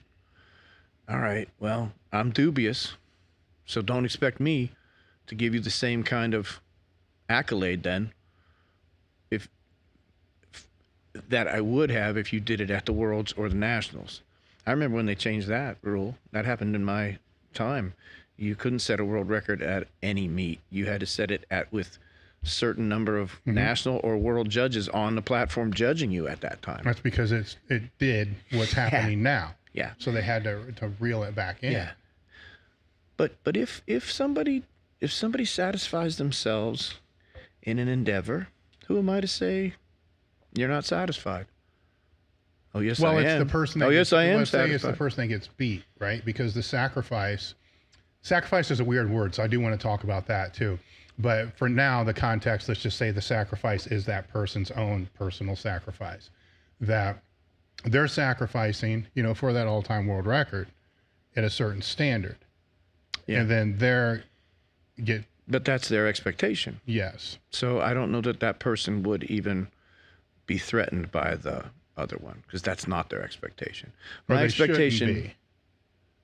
Well, no, it won't be. Yeah. It shouldn't be. I get where you're going. Let's going. Yeah. If their expectation is, I want to do this, and I want to do it so I get the respect of my peers.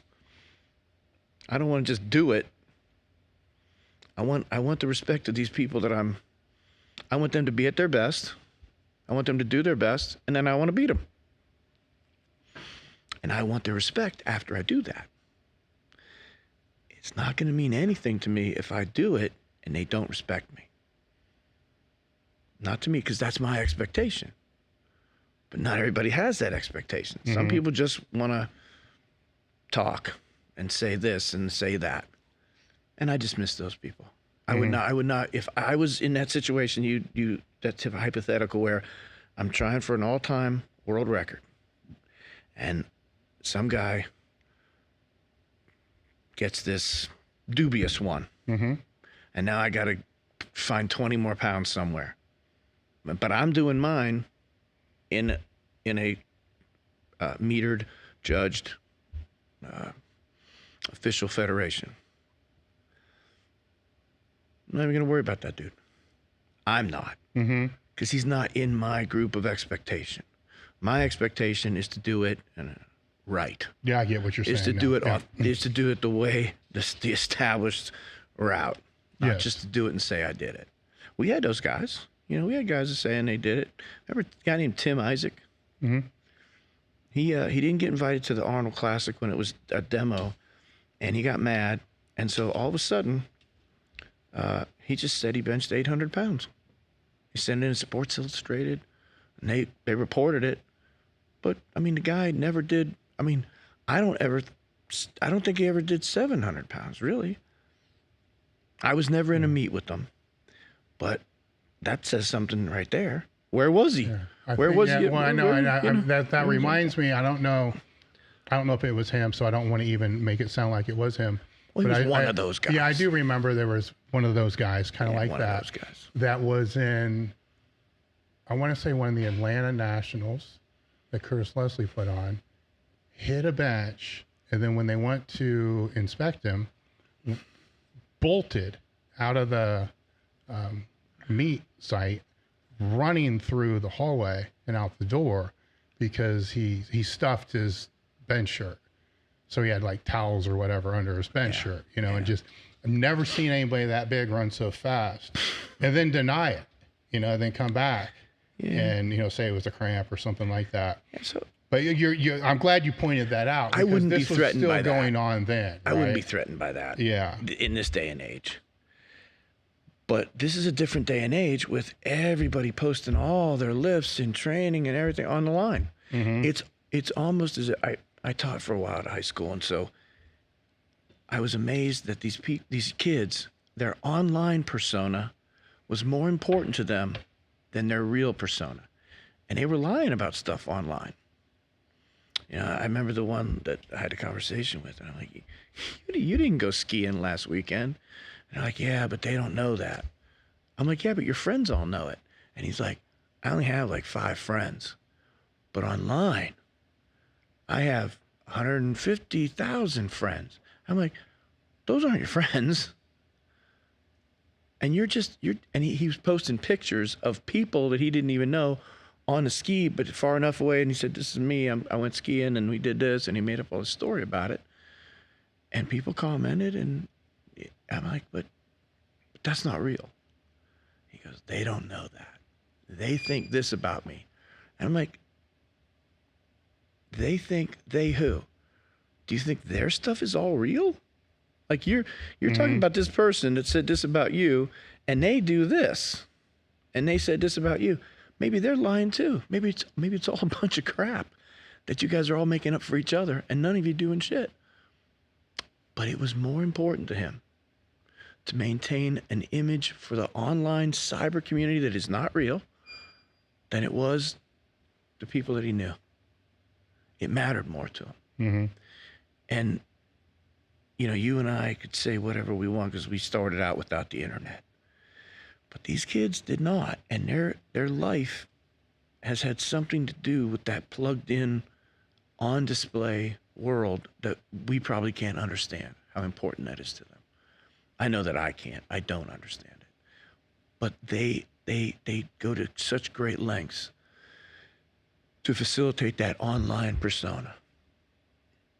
And they change pictures, and they filter pictures, and they this and they that, and they say they did this, and then fake weights, and then this and that. So it's a different situation now when you go out of that growing up where things are kind of fake. And that's just the way it is. Some people fake things. Most of us fake a little bit. And then you get into a competitive situation where you want to try to do something that nobody's ever done before, and you want people to believe you. And you can't. I don't think you can revert back to I did it in my backyard. I think you need some people to stand behind that as a vetting that you did it.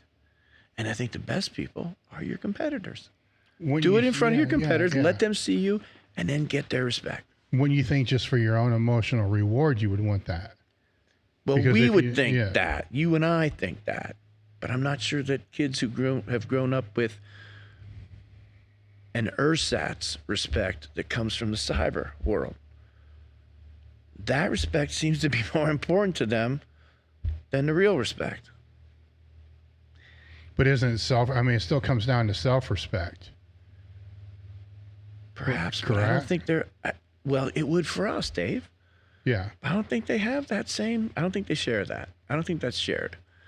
I think they are all about what people see, what people believe about them. I do things so that you'll see me doing them. I don't do things for myself. It matters more to me what you think of me than what I think of me. Now, you just said it's down to self-respect. And for you and I, because we were raised that way, we were raised that you better respect yourself. You better take care of yourself. You're in charge of you. Autonomy, right? And I think a lot of people that come to the gym are. Certainly at the level that you surround yourself with here. But I would think the more people that we can get into training, seriously, they start to feel that, that they will feel that. Yeah, I agree. I mean, it's a big reason why all the education we put out is free. Is because of that. Because it's changed my life, training's changed a lot of lives. Yeah.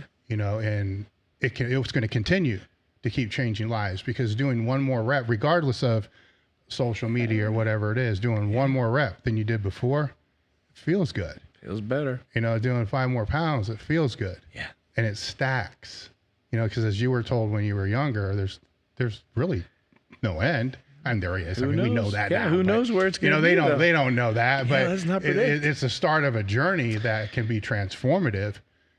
Right. That's what I was talking about Yeah. earlier. That's Yeah. it, Dave. Yeah. Yes. Transformative. It's an excellent word for it. I should use that word more often. Yeah. It's about being this guy and then being this guy. And whatever you have to do, whatever you have to lift to do that, the numbers are important. Who you were is not who you are now. That's what's important. You're not the same guy. Transformative. You've transformed yourself into something that you wanted to be. And think Yeah, I mean, that's- yeah, something that I we think that's didn't very- know. Like you said, you don't know No. where it's going. No, but not you know, really. but you know, there's one more rep, and 5 more pounds, and that kind of leads, and it leads. At what point did? Because I look at all sticking points, weak points, and this can be in the gym or just anywhere, as being either mental, physical, or technical. I mean, so I break it down and keep I've it heard very you say simple. that. Sure. At what point did the mental part? Did you start to realize this is bigger than what most people think it is? Well, it's bigger than the physical. I believe so too. You don't But have to most believe people it. are going to think it's very, very little. You know, I used to let people off the hook and say, well, maybe it is. Maybe it is. It just is. I'll validate it. If you're depressed all the time and you can't get to the gym, Yeah. you can't train, No. right? If can't even drive there. Yeah, if you're in a fight with your significant other all the time that you Yeah. can't focus when you train, you can't train. So it's how we want to define it. You know, I'm willing to go on record as saying it's more important than the I used to hedge my bet and not try to intimidate people, you know, with mental, because we've talked about this before. Coaches say that it is, and then they don't do anything about it. well, I think it's But it is more important. for certain personality types, it takes a little bit longer for that personality type to realize it, because they're automatically committed. Like missing training sessions isn't really an option. So a lot of it's already dialed in. I see what you mean. Yeah. You know, it was for when we were talking earlier about our, you know, how we came into it. That was already never going to be an issue. Like missing training sessions not an option. It's not going to happen. You know, so it's a different level to where we realize, no, wait a minute, maybe this confidence thing, maybe this visualization, maybe there's something I'm missing. But we had a lot of the basic mental fundamentals already covered. Well, and the other thing that you discover is that the further you go, the more you develop yourself, the more important it becomes. So if you're not well developed, you can get by on just natural talent and a little bit because you're not doing shit. But then you start to develop, and then at some point, like you said, when's the switch? At some point, you realize, Jesus Christ, I got to get my head together on this. That's where this is at. And being a coach and looking at numbers and seeing how things happen, you can see that the body can do it for people and for yourself. Well, why aren't you doing it? What's going wrong? It's not in your body. It's not in your training. Got to be something else. And the first thing I point to is you know, where's your head at? What's your mindset? So that's absolutely true. And I think that discovery of how important it is, the earlier you make it and believe it, even though you don't need it yet, it hasn't truly become more important than your physical training yet. But you're getting there. You're getting to the point where if you don't get your head right, it doesn't matter. It won't matter at all because it's all about that. It's more about that than the physical. You're headed that way if you keep developing. Everybody gets there. Everybody gets there. Now they might get there and through osmosis, but if you're going to do this crazy thing, you've got your head together somehow, some way. Maybe you consciously developed it, or maybe it just sort of, you were around the right people and it just kind of came together for you. But the earlier you can start to develop it, the sooner you can be at that level sooner. And if you're at that level sooner, that when it all runs out, you'll be further down the road. And the sooner you can start using that strength that is there, you can wait until you absolutely need it, or you can start developing it now on the way. And so just admitting that I need to do something about it is a big step forward. Well, with it, like you need to do something about it. You know, it's hard to explain, but I'll say there's different anchor points. So the anchor, the first that I will talk to somebody about is confidence. That's easier to talk about because they all want to do what meditation, visualization. They all want to go here. And it's like, well, what do you need to do to get confident? Yeah. Do you understand that when you're not confident, it doesn't mean you can't do it. It just means there needs to be some redirection. That's right. So say that's an anchor. It's if somebody's coming to you and they're like, outside of just getting their life together, because if their life is a mess, it's going to be hard to focus on anything. That's one of my pillars of recovery, getting your life together. The rest of the story. Yeah. So when people ask me about, the mental side, mental training, like they want a trick. And it's like, well, the first trick is get your house in order. Yeah.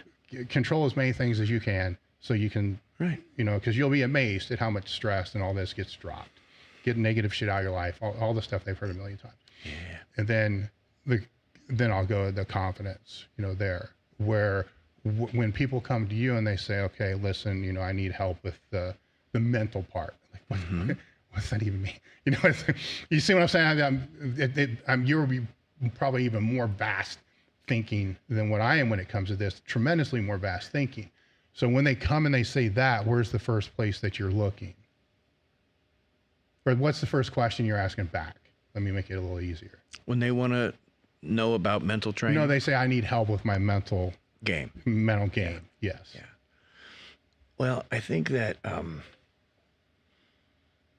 again, to quote Marshall, he talks a lot about defining your objectives, defining things. And so what is the mental game? Like you said, I did this thing, and what is strength? Define it. It helps a lot if you do that for people. And then we can have a conversation. As long as we have the definition, it doesn't even have to be what it really means. But if you and I decide it means this for this conversation, we can have a very meaningful conversation. Even if we're misusing the term, we can still go somewhere and teach each other something. So I think that you have to define between the two of you what you mean by the mental game, what you mean by mindset, what does that mean to you, and how are we going to talk about this? And it can be a little bit different for everybody, I guess, but that's not a satisfying answer, is it? No. It's different for everybody. So I think that really it's how you see the world. So you say, where do I start? And this is where I would start. How do you view this thing? I talk a lot about worldviews because that's how you think the world operates. Maybe you believe in karma. Maybe you don't. Maybe you believe in a kind of karma where this happens or that happens. Maybe you believe in free will. Maybe you don't. Maybe you're a determinist. Maybe you believe in a little free will, but some things are destiny. I don't know. But we have to define that. We have to define your worldview, and then we can start setting up expectations within your worldview.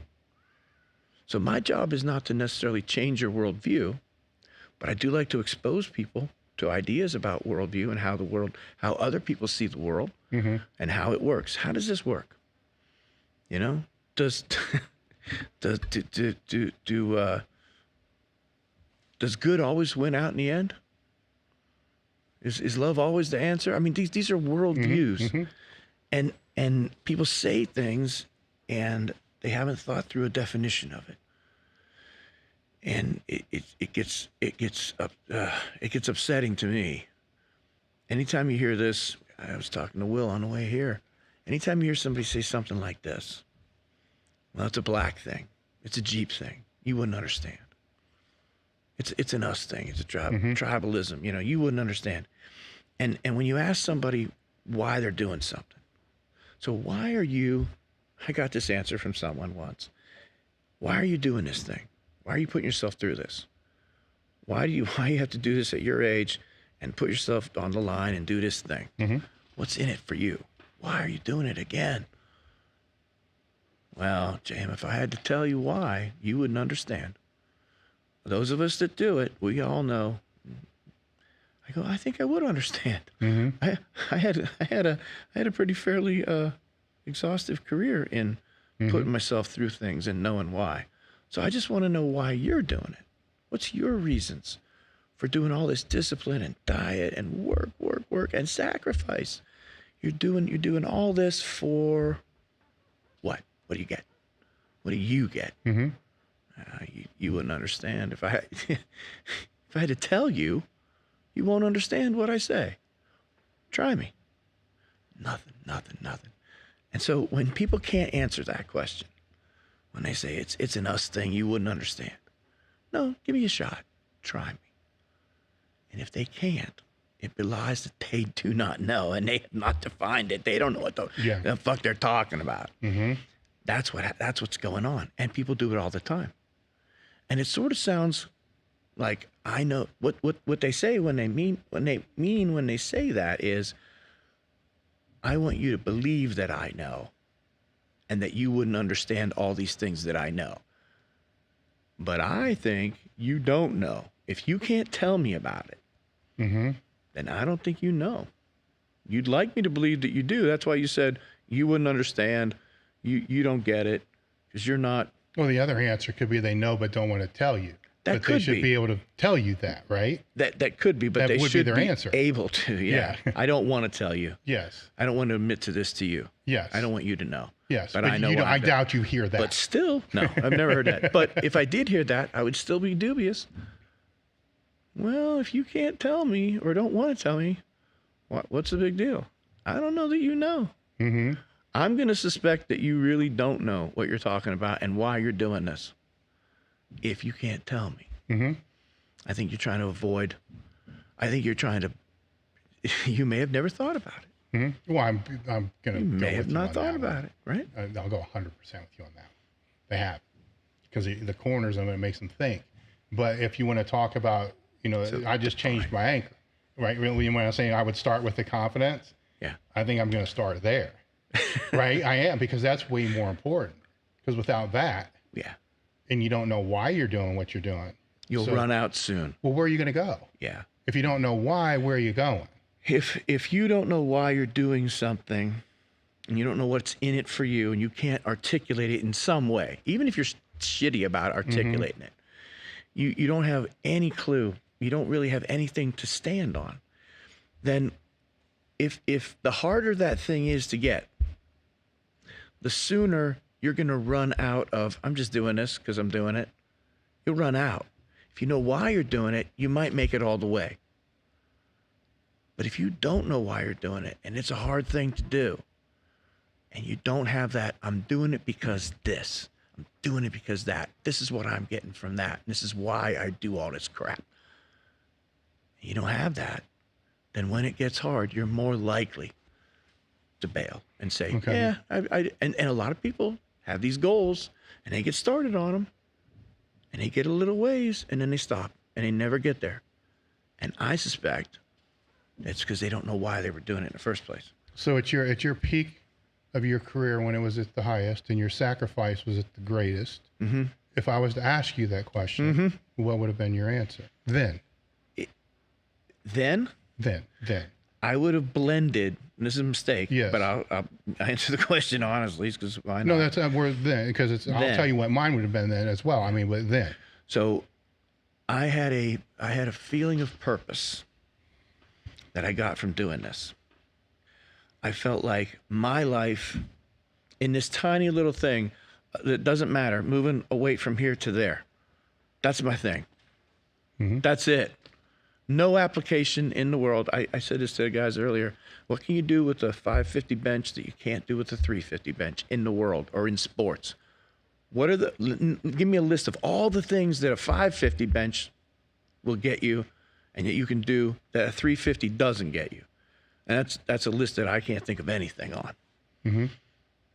It's just unreasonable to have that much strength. Right? So back then, I would have thought that having this special thing was going to make me special. And it does, because it does change you. But it was a belief that I had a purpose and other people didn't have purpose. I just defined the purpose as I want to break this record. I want to bench 700 pounds. And I had a purpose and I had a reason to get up every day. And that purposefulness that I felt all the time was really why I was doing it.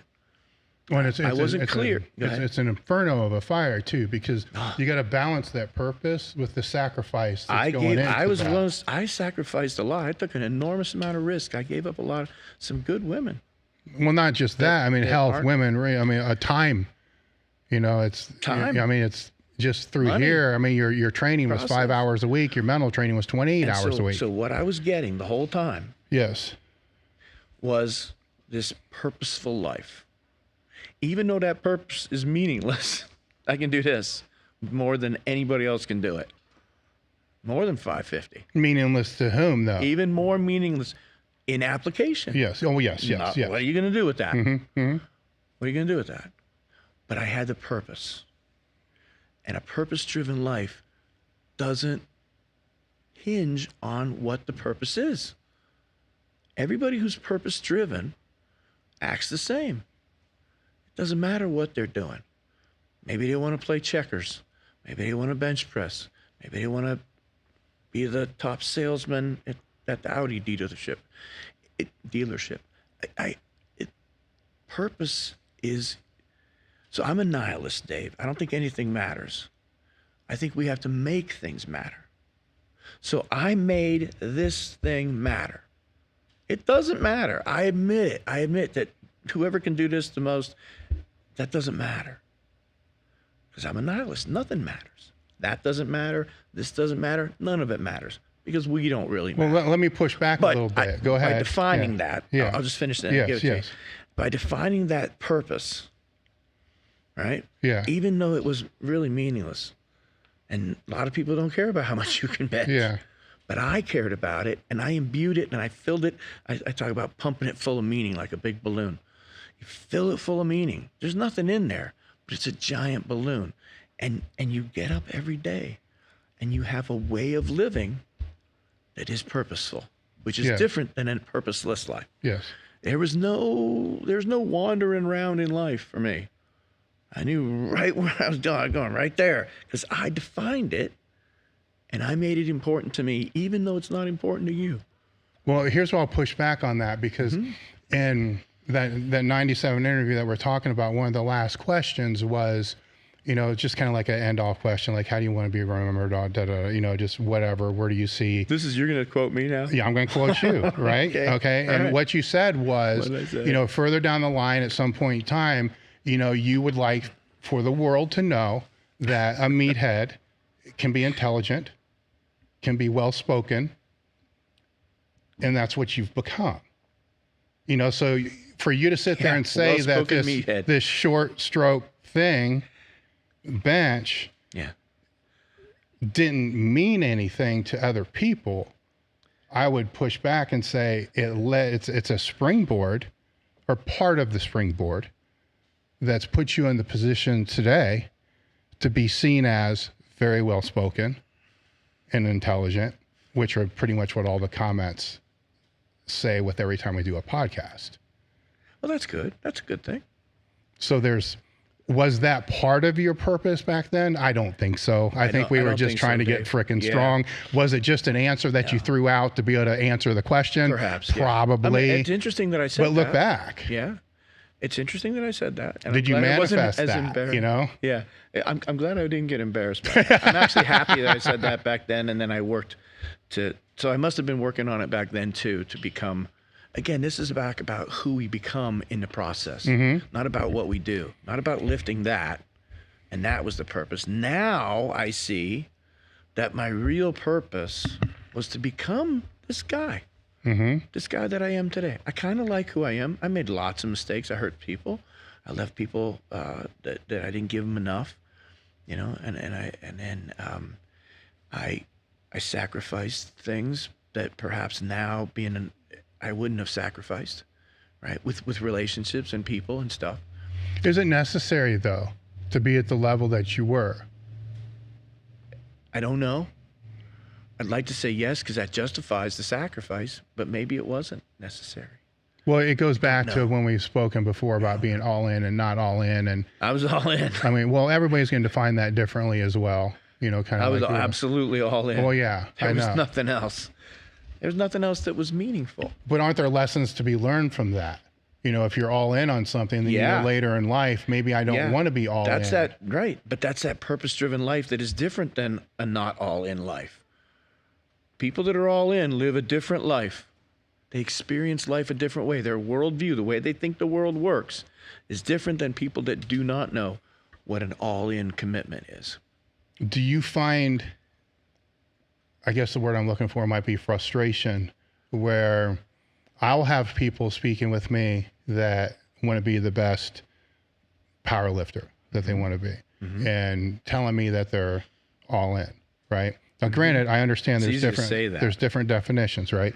Yeah. And then I'm thinking in my head, as I'm being told this, my training capacity that I put into it now, today, as the person you see in front of you right now, is 20% of what it was back then. And that's being generous. That's being really, now my 20% far exceeds what they're saying they're all in is. Yeah. So Well, that gets back to what you said earlier, right? I know, but how do you know what I'm saying? It's, how do you expand that in their worldview? Experience. You give them a chance to feel a little bit of it. Push them a little bit, nudge them, bump them, give them to eat a little more, give them to tolerate a little more pain, give them to sacrifice a little more, give me a little bit more. But it has to be gradual. It was gradual for us. You think back, there was some point where it ramped up. Now maybe it ramped up quickly, or maybe it took longer. But none of us come out, world killers. We become that. We learn how to do that. So that's but that hinges on what you said about our perspective from having the experience of knowing what it's like to eat a lot or to be all in a lot, and people that don't have it yet. So they're not, they're building their worldview out of their experiences and what they know. And we as coaches have an opportunity to give them a little more of that.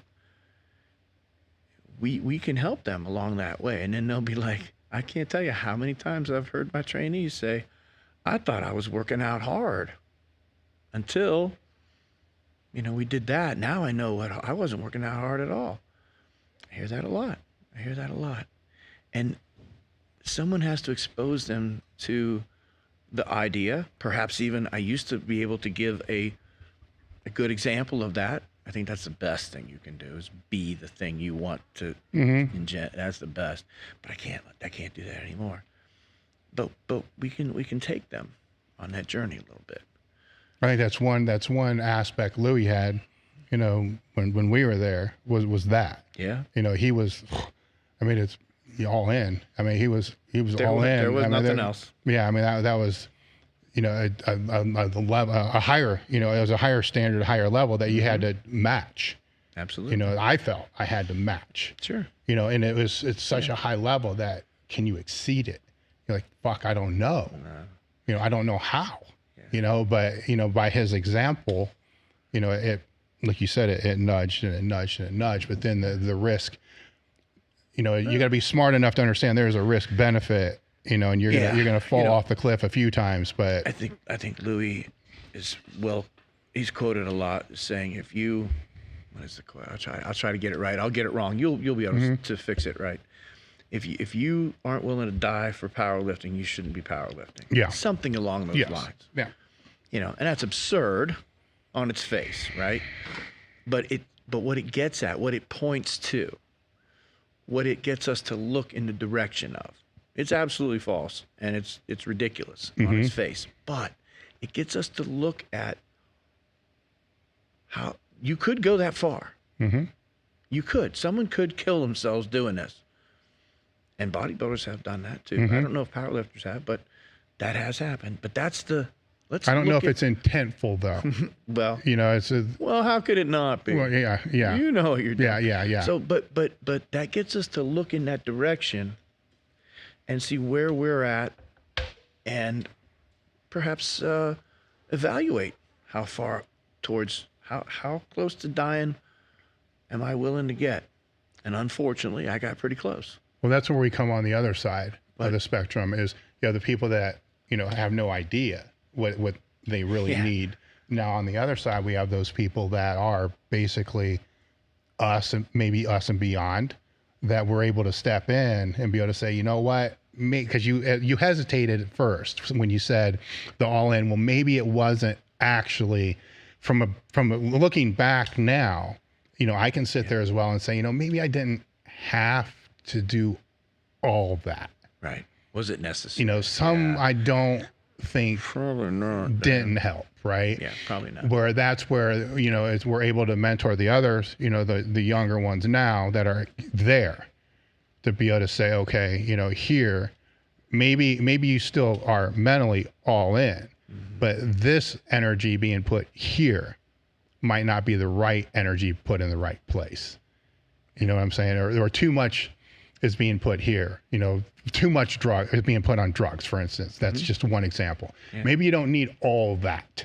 Maybe that can come down and then more emphasis can go here. Yeah. Or maybe too much emphasis is being put on the heavy, heavy, heavy stuff. Maybe some of that comes out and goes into more of the conditioning to be able to recover, rehab, or the spiritual side that you were talking about. Yeah. That aspect, so that bending of that, or a reconfiguration of their all in model. Yeah. And so that's, I was thinking of something, I lost it for a minute, but when you were talking about what people's perception is and then what our perception is, but it was probably going to be a redundant idea about, where our experience is and what we only know. Yes. I know where you're going here. Okay. Right. So you and I only know because we went further. Well, what I was thinking you were going to go with is there's probably a whole group of people that are looking at us the same way that we're looking at those others. Oh yeah. Were we really, compared to, what, you can always find, there's always somebody else, right? Yeah. So it's a very weird, I think it's in your own mind, you got to know, is it for you to get that sacrifice, right? See, sacrifice is a weird word for me because I see it as what other people do for me to be able to do what I want to do. Like, do I really sacrifice to do what I love to do? If I loved powerlifting, am I really sacrificing because that's what I love to do? Did my wife sacrifice because of the time I wasn't there? My kids, other family? Yeah. So it's a weird word, for me, just how it's defined. As you said earlier, you need to define terms to have conversations. Yes. So I'll set that aside and just kind of define it as most people would, their own self-sacrifice and all the other kind of things that go along with that. Is that, I forget where my train of thought was going with that now, but the amount of sacrifice that somebody's willing to put into an endeavor. Yeah. Is going to also contribute to whatever they think that reward from that endeavor is going to be. Yeah. Little sacrifice, there really isn't going to be a lot of reward. Yeah. Where the higher the level of sacrifice, even if it's just fleeting, 15 seconds after you break an all-time world record. Yeah. It's a nice 15 seconds. Yeah, it is, right? Because that whole time you're thinking, look at all the shit I had to do. And now to get here. This is what I get. Now I'll take. And that makes that 15 seconds worth it. You were talking earlier about what people think all in means. Yeah. And they always tell you they're willing to do whatever it takes and all that. And that reminded me of something else that Marshall has pointed out to me about that same thing. And he says that he asked me a lot about what the West Side was like and this and that. And he says, we're on the same page about recovery. He calls recovery, it has to be a verb. You have to be doing it. It's a verb. Recovery is a verb. It's not a noun. But he was talking about the people at West Side who would travel, the newer guys, not guys that were there that I would know about, but guys that would travel and sleep in their cars outside the gym and just make this all-in commitment. right? Mm-hmm. And then he says, so they're willing to sleep in a car because they thinking they're all in. But if they were all in, they'd work a job and get a good mattress and get a good night's sleep and not sleep in their car. If they really were about being the best. So when people say all in, we can, getting back to defining the terms and what one person thinks all in. See, I don't think being all in is sleeping in your car. I don't either. That's pretty shitty sleep. Yeah, because it's, I mean, there's... That's going to cut your recovery. Well, So your how all recovery, in? your nutrition, you know, all these other things. Yeah. And so I think that's interesting. What people think is all in is what they think is all in. And what we think is all in is perhaps differently. And so defining the terms and then deciding. And I guess establishing the expectations as well, you know, because if going back with that all in, I think that, establishing you expectations. know, everybody's all in until you say, well, you need to rest. Right. You need to back down. Well, then they're not all in. Right. You know, you're All all of a in sudden. until you need to get 10 hours of sleep. Right. Well, what? I can't do that. You know, you're all in And they list the reasons why they can't. until you need to quit drinking on a Friday night. Yeah. Right. You know, so they're all in on their own terms. Sure. But that, like I said, that all in could be 20% of And what they're somebody allowed is. to define it themselves. Yes. But when we have a conversation, I got to be like, well, you're not talking about all in. You're talking about doing some of the things right. And you're going to do those really, really well. Good for you. But you can't call that all in with me. You can't call you know, eating as much as you can with me. You can't call that what you're doing. You can't. So we're allowed to say that. We just shouldn't deride them for being The eating lesser. one's just such a weird one because we live in a country full of obesity. I know. There's a lot of Isn't that 300-pound strange? people that didn't even try. Right. They don't, not even trying. Yeah. You know, so it's like I don't. Yeah. That one spins in my head really weird. Like it's, yeah, I understand because I had a hard time, Strange. you know, gaining weight. You know, I had periods that were really, really hard. Me too. You know, to be able to bust through that plateau. It wasn't easy. You know, it was hard, really hard, but It takes an all-in commitment. no, it is. It's you know, and that's where, you know, your diet recommendation gets blown way out of proportion Sure. because it lasted for like 4.5, But 5 you're at weeks. that level where all-in takes on a different connotation. Well, yeah. And at the time I ate, you know, You're at way that- cleaner than I should, you know, for what my goals were at that time, Right. you know, and it came over that hump and then it went back to, let's clean the shit up. Let's get the calories high. Let's, you know, it was an easy way to get the calories where they needed to be. They'd be able to bump past that. Yeah. And then, To bump. yeah.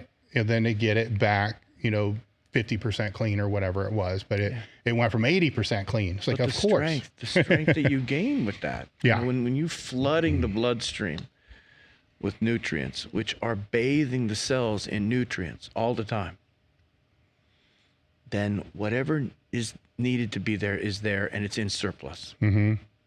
There's never a chance that you didn't quite get enough of this or that or the other, because there's always more than enough to go around. I'm looking through my notes here, and there's one thing that hit me with one of your Instagram posts that talking about all in, talking about mental strength. You know, you recommended in the post, read. If you think you're mentally strong, read for an hour. For an hour. And if you can't read for an hour, then you're not mentally strong. No. Can you expand on that? Well, see, that's what I would say, you don't get a right to be, you know, calling yourself mentally tough or having a good mindset, or if you can't sit and read a book for an hour, you know, that doesn't take a lot of strength. And if you can't do that, what can I trust you to do when I am going to need some mental strength from you? What are you going to have for me? And so I think in that post I called it a test. Test yourself. See if you have enough mental strength to do this easy thing, and then we could talk about what it means to be really mentally strong. But if you can't do this, then we're gonna have to redefine what you think mentally strong is, because that, if you don't have that, you're not in my definition. That's like the entry way. That's like step one. yes. Being able to concentrate. Well, I've been a big proponent of everybody should read for at least a half hour to an hour every day.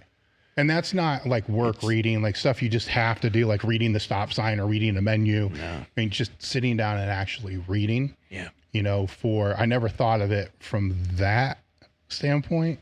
I thought of it just from a cognitive standpoint of, you know, learning, expanding, you know, stuff like that. But, you know, after seeing that, you know, I can also see it as, you know, you can build on it. So if there's certain material I have a hard time reading through, Challenge. maybe that's the material I should start reading more of. Challenge. Instead of the material that I'm looking for marketing ideas or, you know, whatever it's going to be, more challenging thought type of things. Yeah. The whole point of or not the whole point, that's not what I should say. I should say there's something spectacular about reading that isn't available anywhere else. The smartest men in the whole world in history have thought some really important thoughts, and they wrote them down and they put them in a book, and you can read that book and you can think the same thoughts that the smartest people we ever knew thought. Now you may interpret it different. It may be hard to understand, but you can put their thoughts into your head and think about them for yourself. See where you come down on these ideas of the smartest. So you don't have to be the smartest guy in the world to think right along with what some of the smartest people have ever thought. You could be in that group. You could put yourself in the group that thinks about these kinds of things. All you got to do is open the book and see what they wrote down. Those were their thoughts.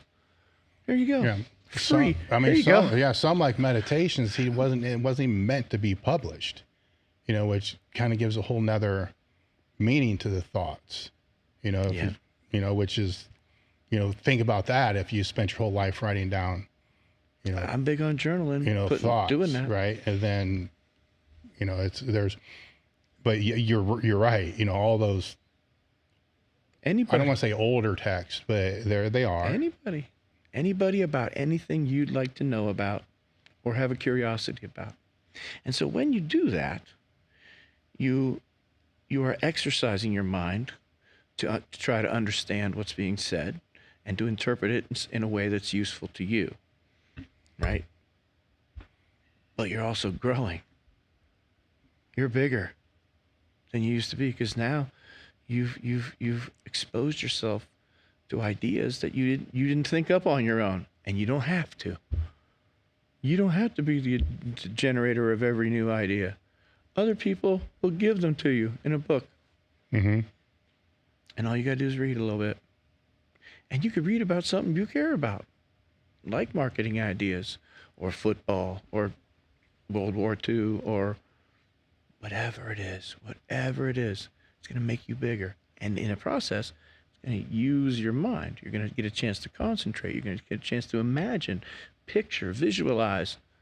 What's going to make you bigger in the right way, right? Because the way you've chosen. You chose the book. Well, just internally as well, because you talked about, you know, the kid with the Instagram, you know, basically posing to make their life look bigger than it is, or a cat that stretches to try to make itself look bigger, more intimidating, and so forth. Blowfish. A blowfish. You know, a lot of people today are blowfishes. Yeah. Right. They're purposely trying to make themselves look bigger than what and they're actually smaller. Yeah. You know, where it takes a lot of intent for them to be able to do that. Where if just half that intent was putting into actually making themselves bigger. Yeah. You know, as you're talking. Quarter. You know, then yes. And they would be bigger. They'd be happier. Genuinely bigger. Perhaps, right? Yeah. Yes. I would be happier. No. I'm happier when I do it. And something I'd like to mention, just it's related simply to reading, that I think bears some thought. A lot of people will say, you'll often hear this, that I didn't read the book, but I saw the movie. And that's okay. That's a step in the right direction, because you got exposed to the thoughts. But then you'll hear this. I read the book and I saw the movie, and the book was so much better. That's a typical thing, right? The book is better than the movie. Why is that? I have an idea to posit against that. And that is that when you see it on the screen, it's not your creation. It's what they thought that character should look like and how they should talk. When you read it, you have to create the image of that character. Beautiful woman with a red dress and long flowing black hair. And then if it's on the screen, you just passively absorb it. That's what they thought. But when you read it, you got to make that person up creatively. It's an exercise in creation, and creativity is a energizer. And so the book, you don't get any, sometimes there's illustrations, I guess, but in the book, you play out the scenes. You know, if a guy comes in and stabs somebody in the movie, you see it, and you just passively absorb it. But if you read, he burst into the door and jerked back the curtain and stab, and you have to see all that. You have to make it happen for yourself in here. It's not free. You have to make it, and you're exercising a creativity. And when you see it, it's going to be exactly the way you think it should be. So if I said, woman, red dress, black hair, flowing black, that picture that you made is the perfect one. Whereas if I show it to you on a screen, might not match up. You would have seen her differently, or you would have played the scene out differently. And so that gives the nod. So when people say, well, I read the book, or no, they say, I saw the movie, read the book. There's going to be something missing to their experience that could have been richer if they had created the images in their mind. I believe. When did you know that your bench press competitive career was fading? Or did you never know? It didn't fade. Yes. I was still getting stronger when I... So what was the reason? What was the... Fading. Yeah. Yeah. No, I was still getting stronger. Didn't have to quit. I had looked for a reward of how I felt about things, how I felt about myself each time I did something. And I came to the point where I had squeezed all of it out. It had given me all it was going to give me. I could keep doing it, but I wouldn't keep getting more reward. That's all the reward I'm going to get from powerlifting. I got about everything that I could get out of it, of anybody could get out of it. And you can keep doing it, but there's no more coming back.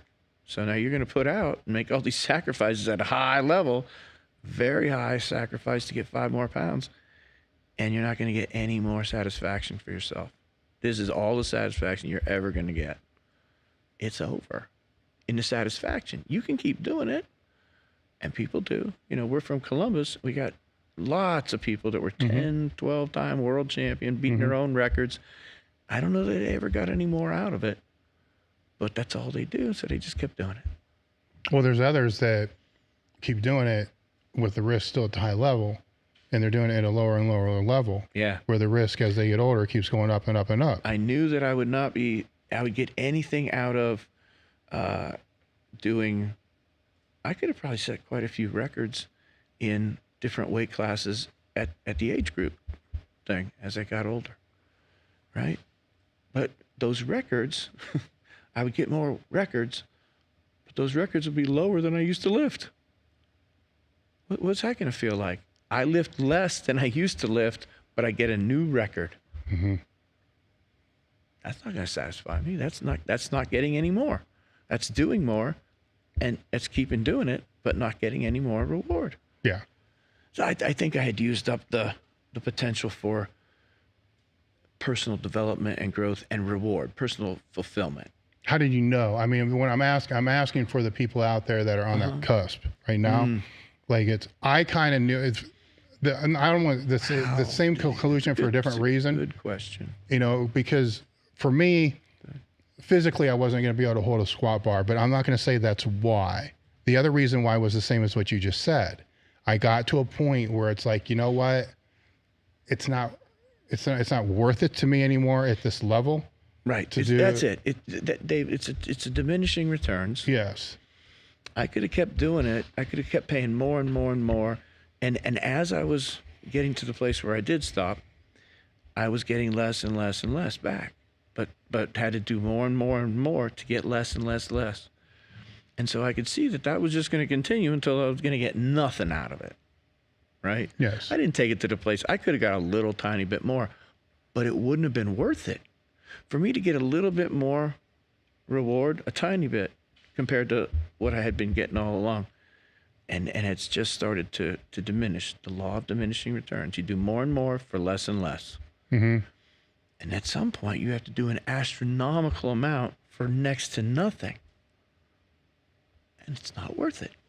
But there's still a decision process. You know, I had to make it, you had to make it. You know, it's just, it's. Well, so it's a very simple scale. Here's how much I put in to get this. But now I'm going to have to put in more and get less. And I'm going to have to put even more in and get even less. And you can see where that's going. You can see it happening. It was happening to me. Yes. I took a year to get from 7 to 710. Well, I think to back it up, though, it's before that level, you would put in more, you got more. You put in more, you got more. Yeah. Then you put in, then it starts to be good. You put in more, then you get the same. Right? Yeah. Then you put in more, you get a little less. Less. Then you put in more, you get a little less than that. Right? And for me, it's like, okay. Yeah, that's it. As yourself, I don't see this master thing. I don't want to do that. No, I don't want to live less and less. And I don't want to do that. Doing more. And I saw others that just kept going and going. That's their choice. It's impressive to be older and still be able to do that. Yeah, I laud those guys, but I wouldn't get anything out of it myself. There wouldn't have been anything in that for me. So the advice would be, you got to look at that. What you put into what you get out. You can see it coming a mile away. I think we all do. The law of diminishing returns starts way back here. I call it like a rooftop. There's a peak on the roof. And like you said at the beginning, you do more, you get more. You do more, you get more. You do more. But then you step across the top of that roof. And you do more, and you get less. You do more, and you get less. You do more, and you get less. Yeah, and but that can be deceiving, though, right? It could be, sure. Because there's been other rooftops that I hit that you start to go down, but then you find there's a whole nother rooftop. I agree.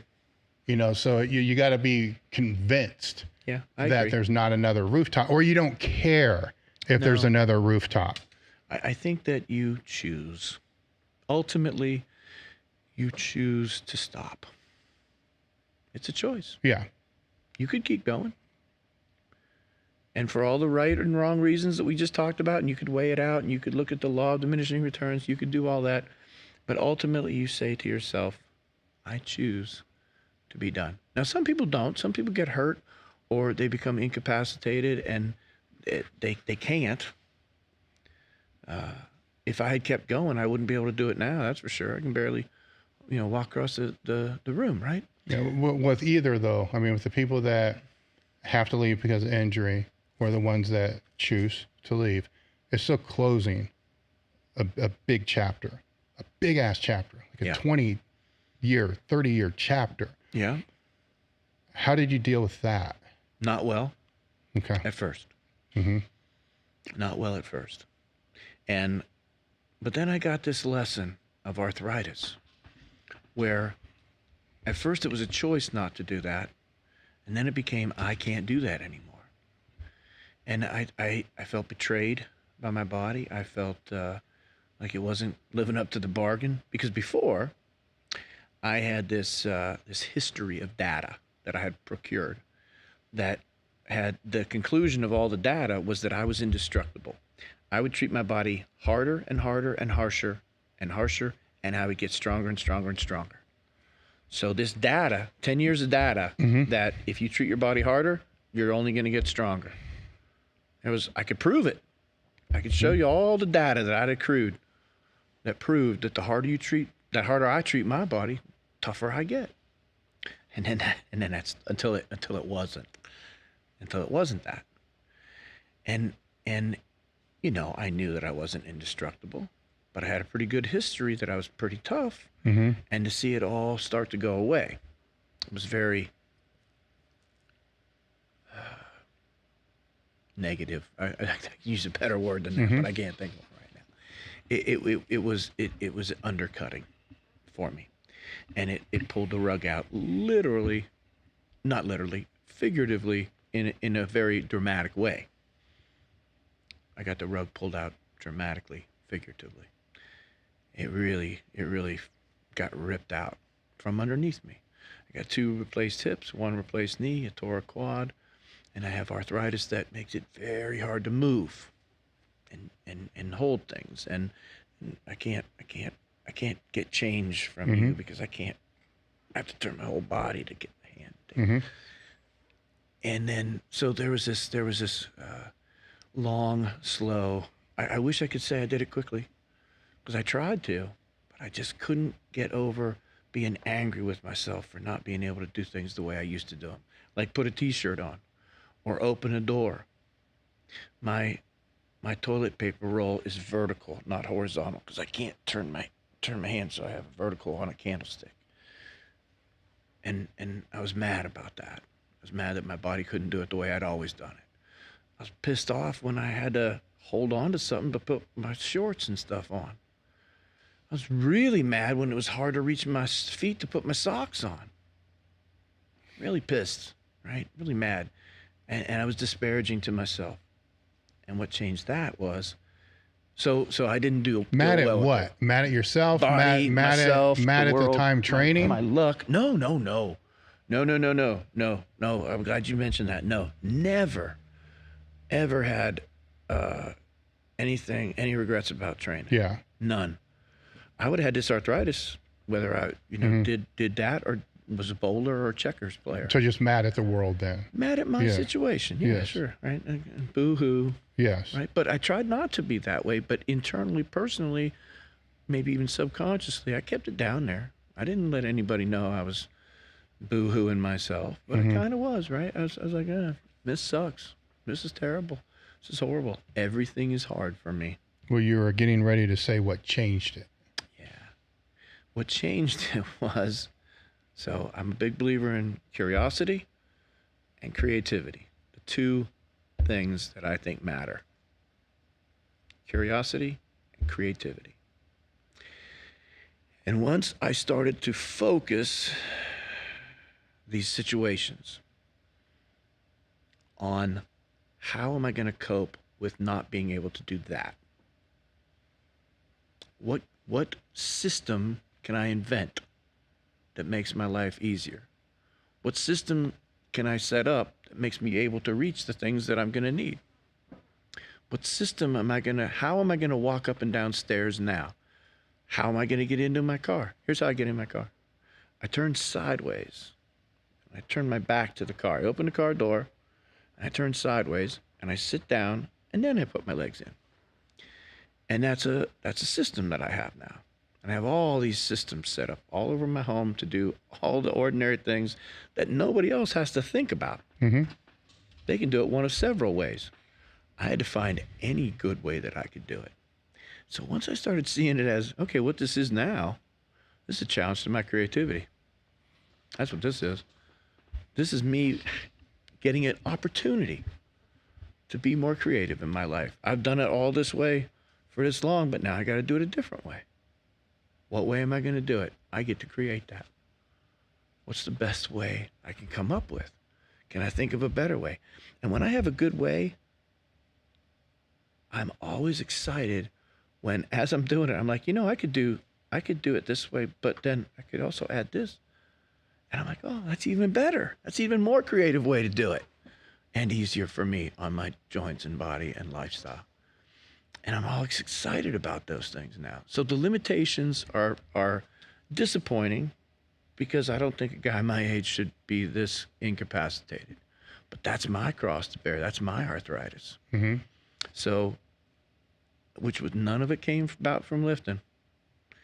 I don't have any hips that are mine or knees, but I didn't squat heavy. I still got my elbows and shoulders. Right? So if anything, the lifting has protected some of my joints. They're still functioning. But arthritis is arthritis, and that's my thing. And so now I have a challenge all the time because I'm able to do less every day. And I have to come up with a creative way to do stuff that I haven't had to yet. I was still able to kind of hold on to doing it the old way I did it. You know, and now it's just, so by turning it around into a challenge that is a problem that can be solved with creativity, I become curious to see what I can do and how I will solve that problem. And when you're curious, you want to see how it's going to end. How will I solve this problem with my creativity? And the curiosity takes away a lot of the sting. Because now I just want to see how I'm going to do it. How am I going to figure this out? What's a better way I can do this? Is there a better way? Is there a better way I can organize my dog food and dog supplies so that I don't have to bend over so much? Yeah, there is. There is. How am I going to do that? So it's not a matter if, it's how. How?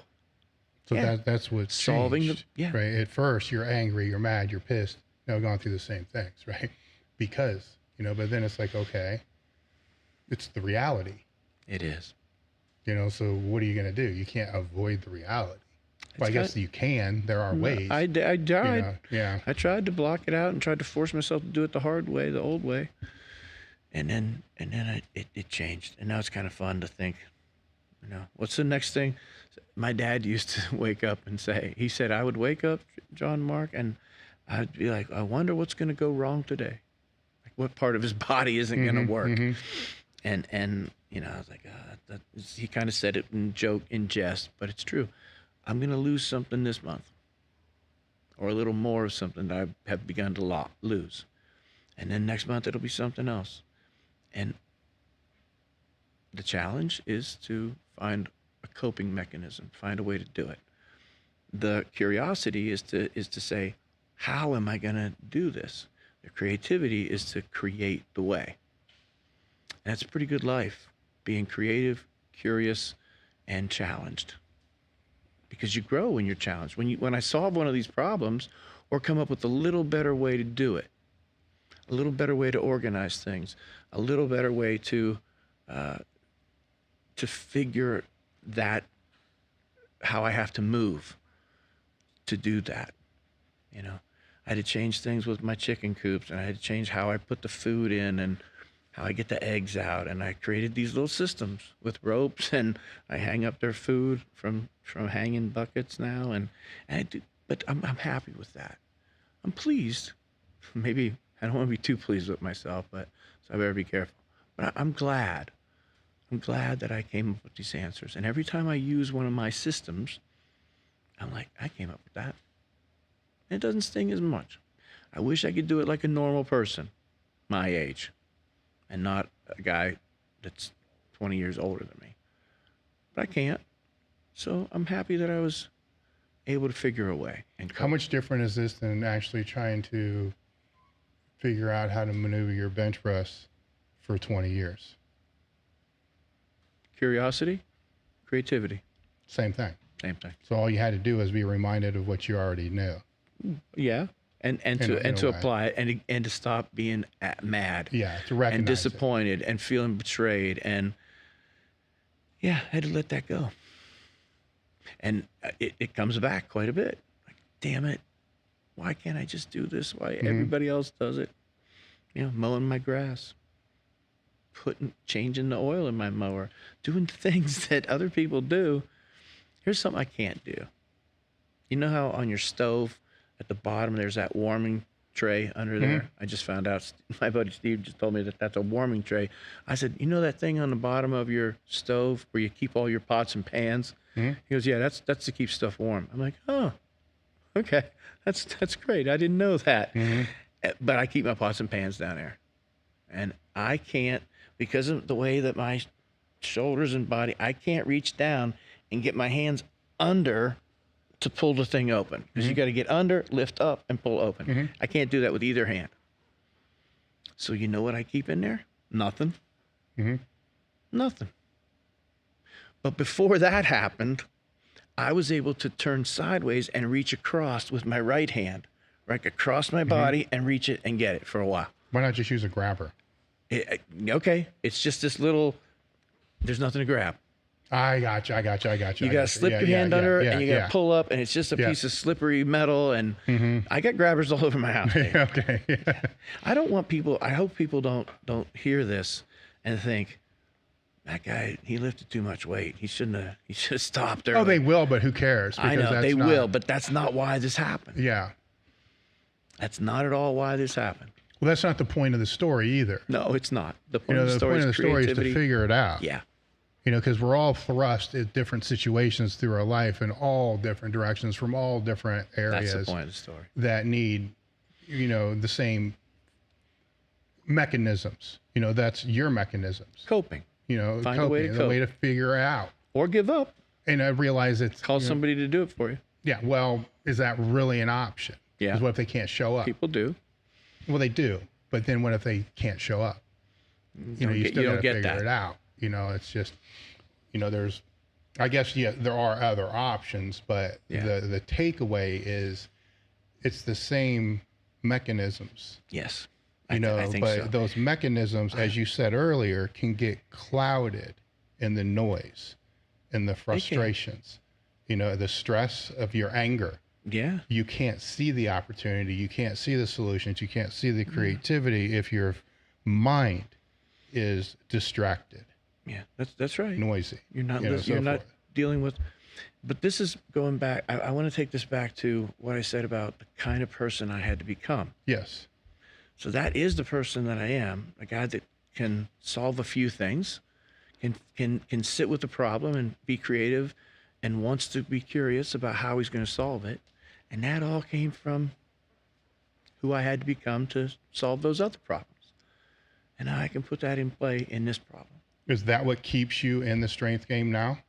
No. Because you see that training can be a catalyst?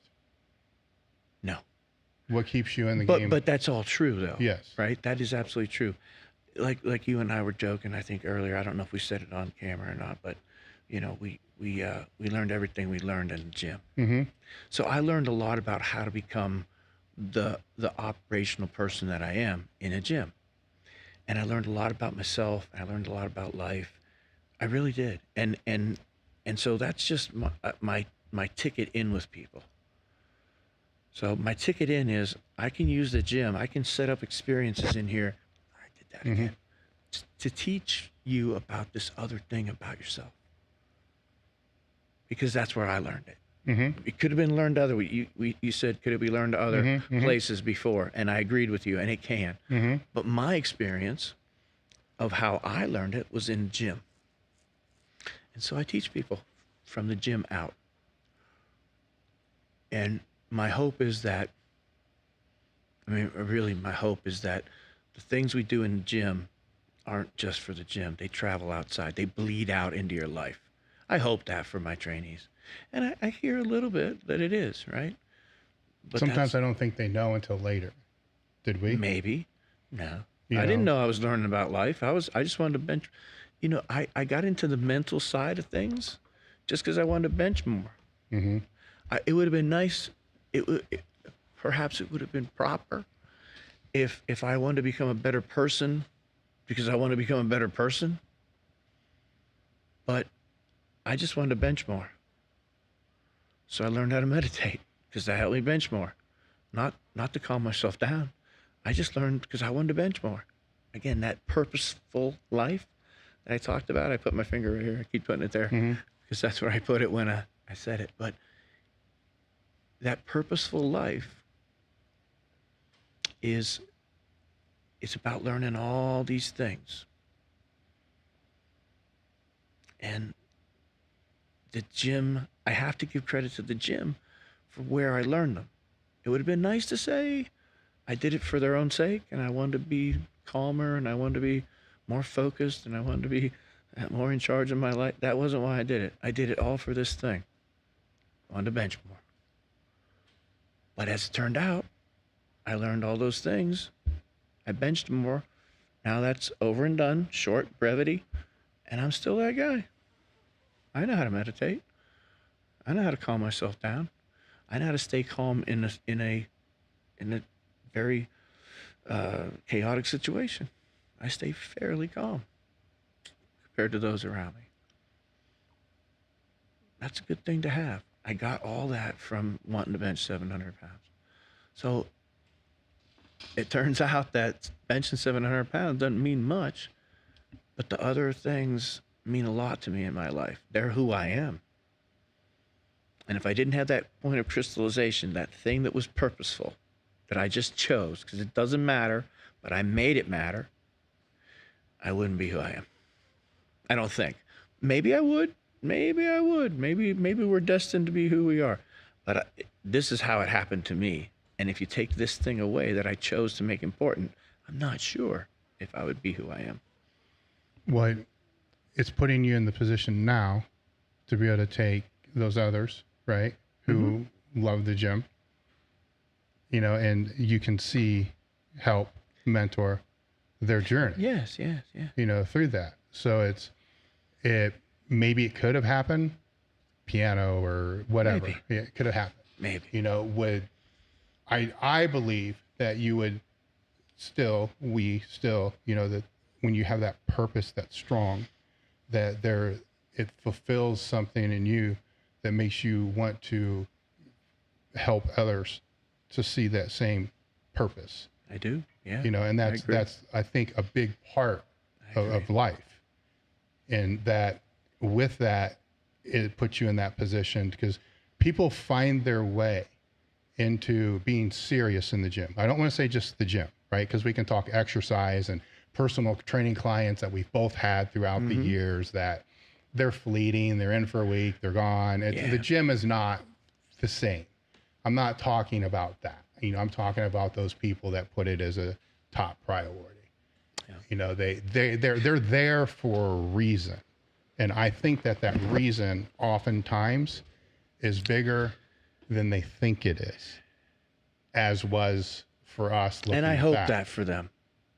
And I act as if it were, even if they don't.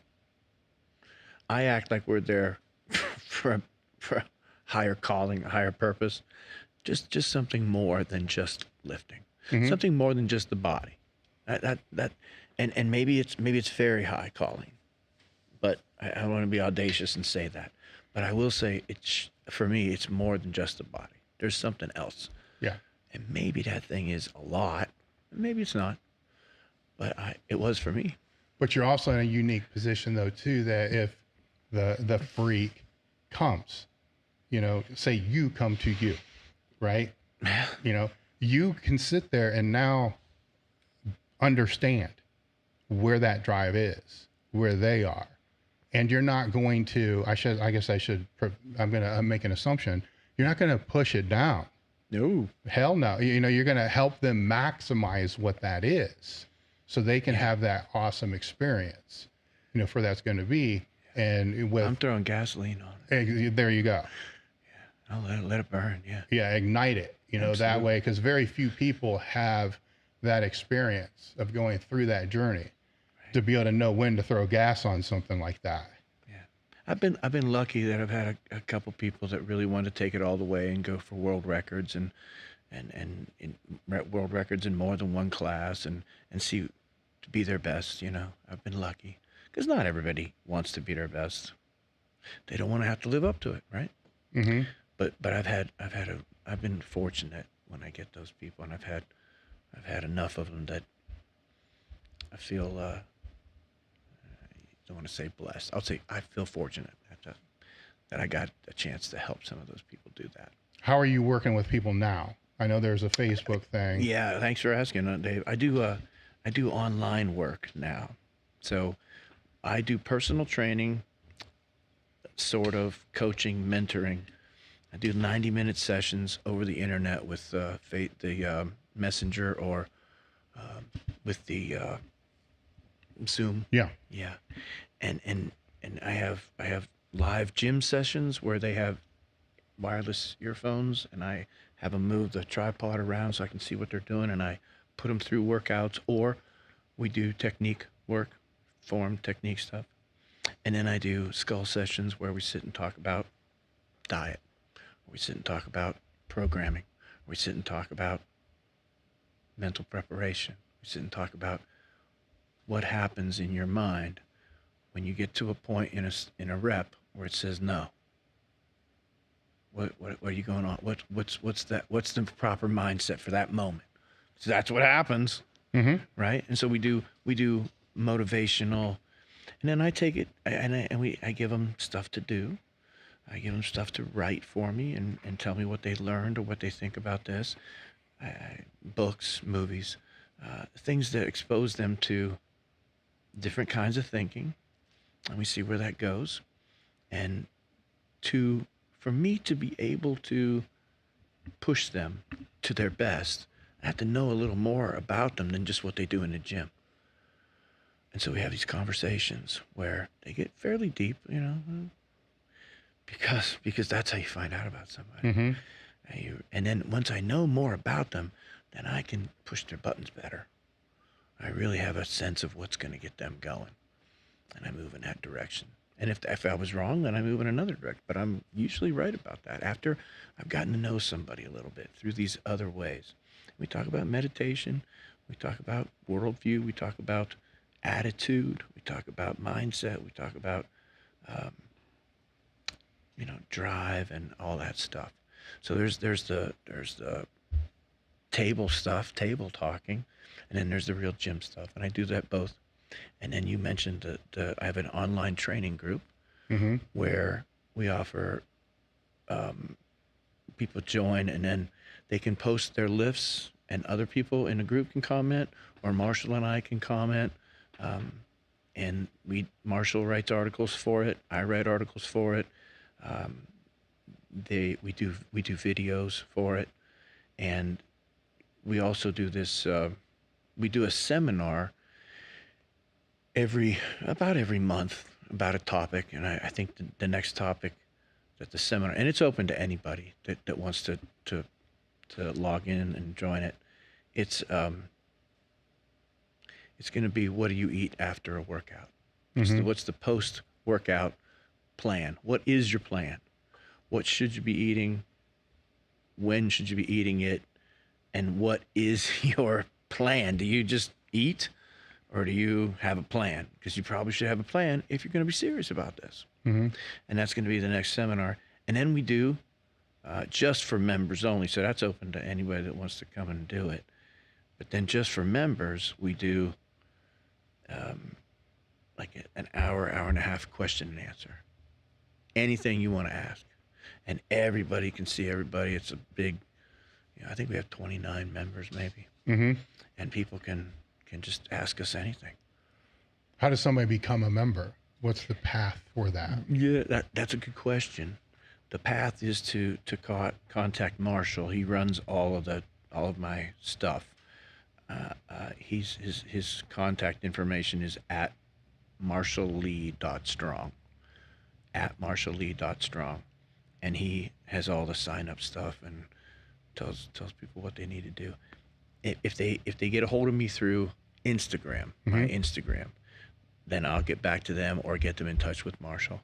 All right, So we have your through Instagram. Yeah, we have your Yeah. Instagram handle It's in just the description. John Mark or J.M. Blakley. Yeah, so that's in the description, so people can get a hold of you and Of find course. out more. Yeah, Through and that. I do a couple. I have about 3 people that come still to the garage live, Yeah.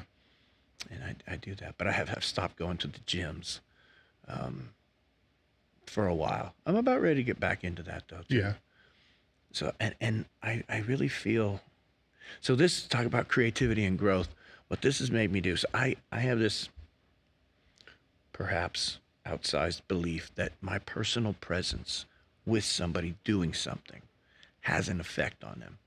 And I believe that because of nonverbal communication. It's not just what you say, it's how you say it, it's your inflection, it's your physical cues that you give to people that you interact with. And I believe in that, and I think I'm pretty good at it. And that's missing in the distance. But what isn't missing is the inflection, is the knowledge, is the precise information. And I do pretty good motivating people to work really hard for me. I've had good success with it.